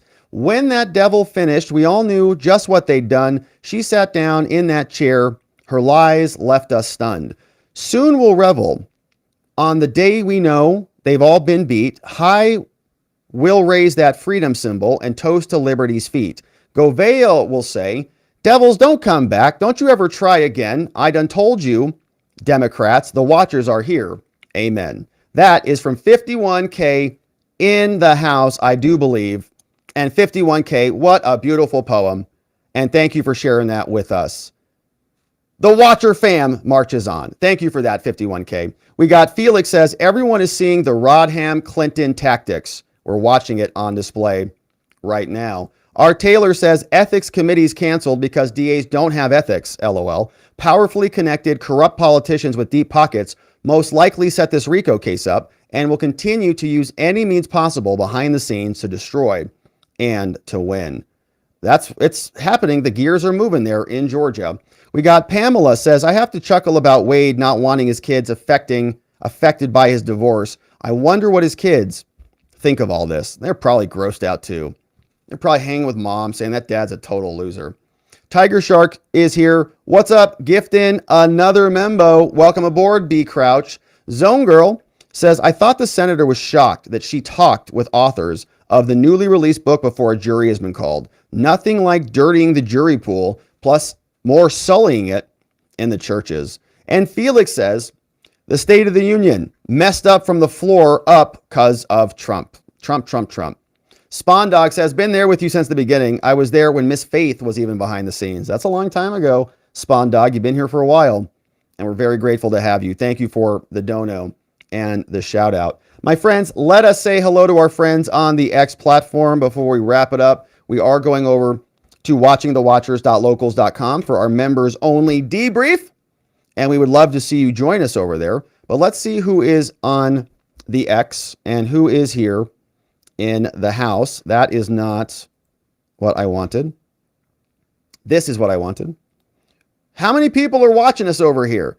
Oh my goodness. We got Sunshine State of Mind. We got Rob's in the house. We got Kat Ryan says, looks like it was taken off the schedule. Morticia says, Fanny wasn't worried at all on the video you played early this morning. She may have heard some very good news on how this judge is going to rule. It was over the top happiness considering her situation right now. Something seems to be up. Well, yeah, they may have just, pumped her full of Zoloft or whatever and said, be nice, okay? Stop screaming like a demented psychopath. I need water and glasses. Like, relax. Hey, we got this one. Says, apparently, county attorney is not a state constitutional officer. There are 4 county positions that are constitutional officers. Generally, it's sheriff, court clerk, tax commissioner, probate judges, not Fanny. But they said they couldn't hear it anyways. Isn't that fun? Hey, what's up? Crypto Nerd says Texas is watching. Shout out to our friends in Texas. We got Woos Ta Sauce, Big Hop, Hip Hop Thinker, big stories here. Kathleen Hastings says, is it possible that because of the new board overseeing the DAs that they do not have jurisdiction any longer? That could be true. Maybe that's why. There was something else that came in. And we got Silicon Valley Reject. We got Moni's over there. We got Rob's in the house and Sunshine State of Mind all on the X platform. And my friends, if you want to follow us over there, definitely go and do that at Rob Govea ESQ. And you, of course, can follow all of the other watchers out there in the wilderness all across the fruited plain of the internet. But my friends, that is it for us on the day. It was an early show today, a little bit of a letdown that we did not get the hearing, but we were still able to cover some good stuff. We're going to turn those into segments again, so they're a little easier to find if you missed something, if you got here late. We did cover some good ground today. We did talk a lot about what's happening in Georgia, just didn't have the hearing. So we are going to leave it there. We're going over to watchingthewatchers.locals.com for our members only after party. Let's see what we got. Some other comments come in as we were wrapping up. Spawn Dog, what's up, Spawn Dog? Says great commentary as usual. You're getting better and better. Well, thank you, Spawn Dog. I try. I try to improve the show. I try to not be as dumb as yesterday. It's like, oh gosh, all those dumb things you said. Don't do that again. And every year, every day, it's like, hey, try to be a little bit better. 1% better every day is like really, really, really compounding growth. So thanks, Spawn Dog. I don't always, deliver. Some days are off for sure. But thanks for that, Spawn. V is never silent says, pick and choose the facts. Fani technically didn't meet with the V POTUS in the White House. It was a tent on the lawn, according to a visitor slip. Picking and choosing facts makes me shake my head and go, sigh. Yeah. No, I did not go into the White House, okay? I was there on the lawn. So technically, you're wrong. And again, that's like my younger brother when he would say, I'm not in your room, when he would put his arm in the door. Like any younger or older brothers, maybe even older or younger sisters, this. Don't come in my room. There was like 3 boys to a room for a long time. Then I finally got my own room. And I'd say, don't come in, my brother. It's my room. Don't come in here. I'm like 9 years old. And then he would just stick his arm in the room. And I'd say, what are you doing? I'm not in your room. I'm in the airspace above your room. I'm not in it. I'm outraged, right? Murder. And then usually, you get a little, tussle and mom would have to come break it up. But that's what's happening here. I didn't go into the White House. I was only on the lawn in a tent. Like, you're a liar, Fani. You're just a liar. All right. Sherry, what's up, Sherry? Very nice to have you as our newest supporter. And Pinochet coming in here says, isn't the DeSantis guy a White House plant? Yeah, Breitbart reported that. Could he be wearing 2 hats, controlling the narrative and disinformation by the media and a direct line to the White House and the DOJ? Yeah, I think that is true. I think that is all true. And like Newt Gingrich came out and he said that he had heard about this, that Fani Willis got a phone call, indict on Monday. And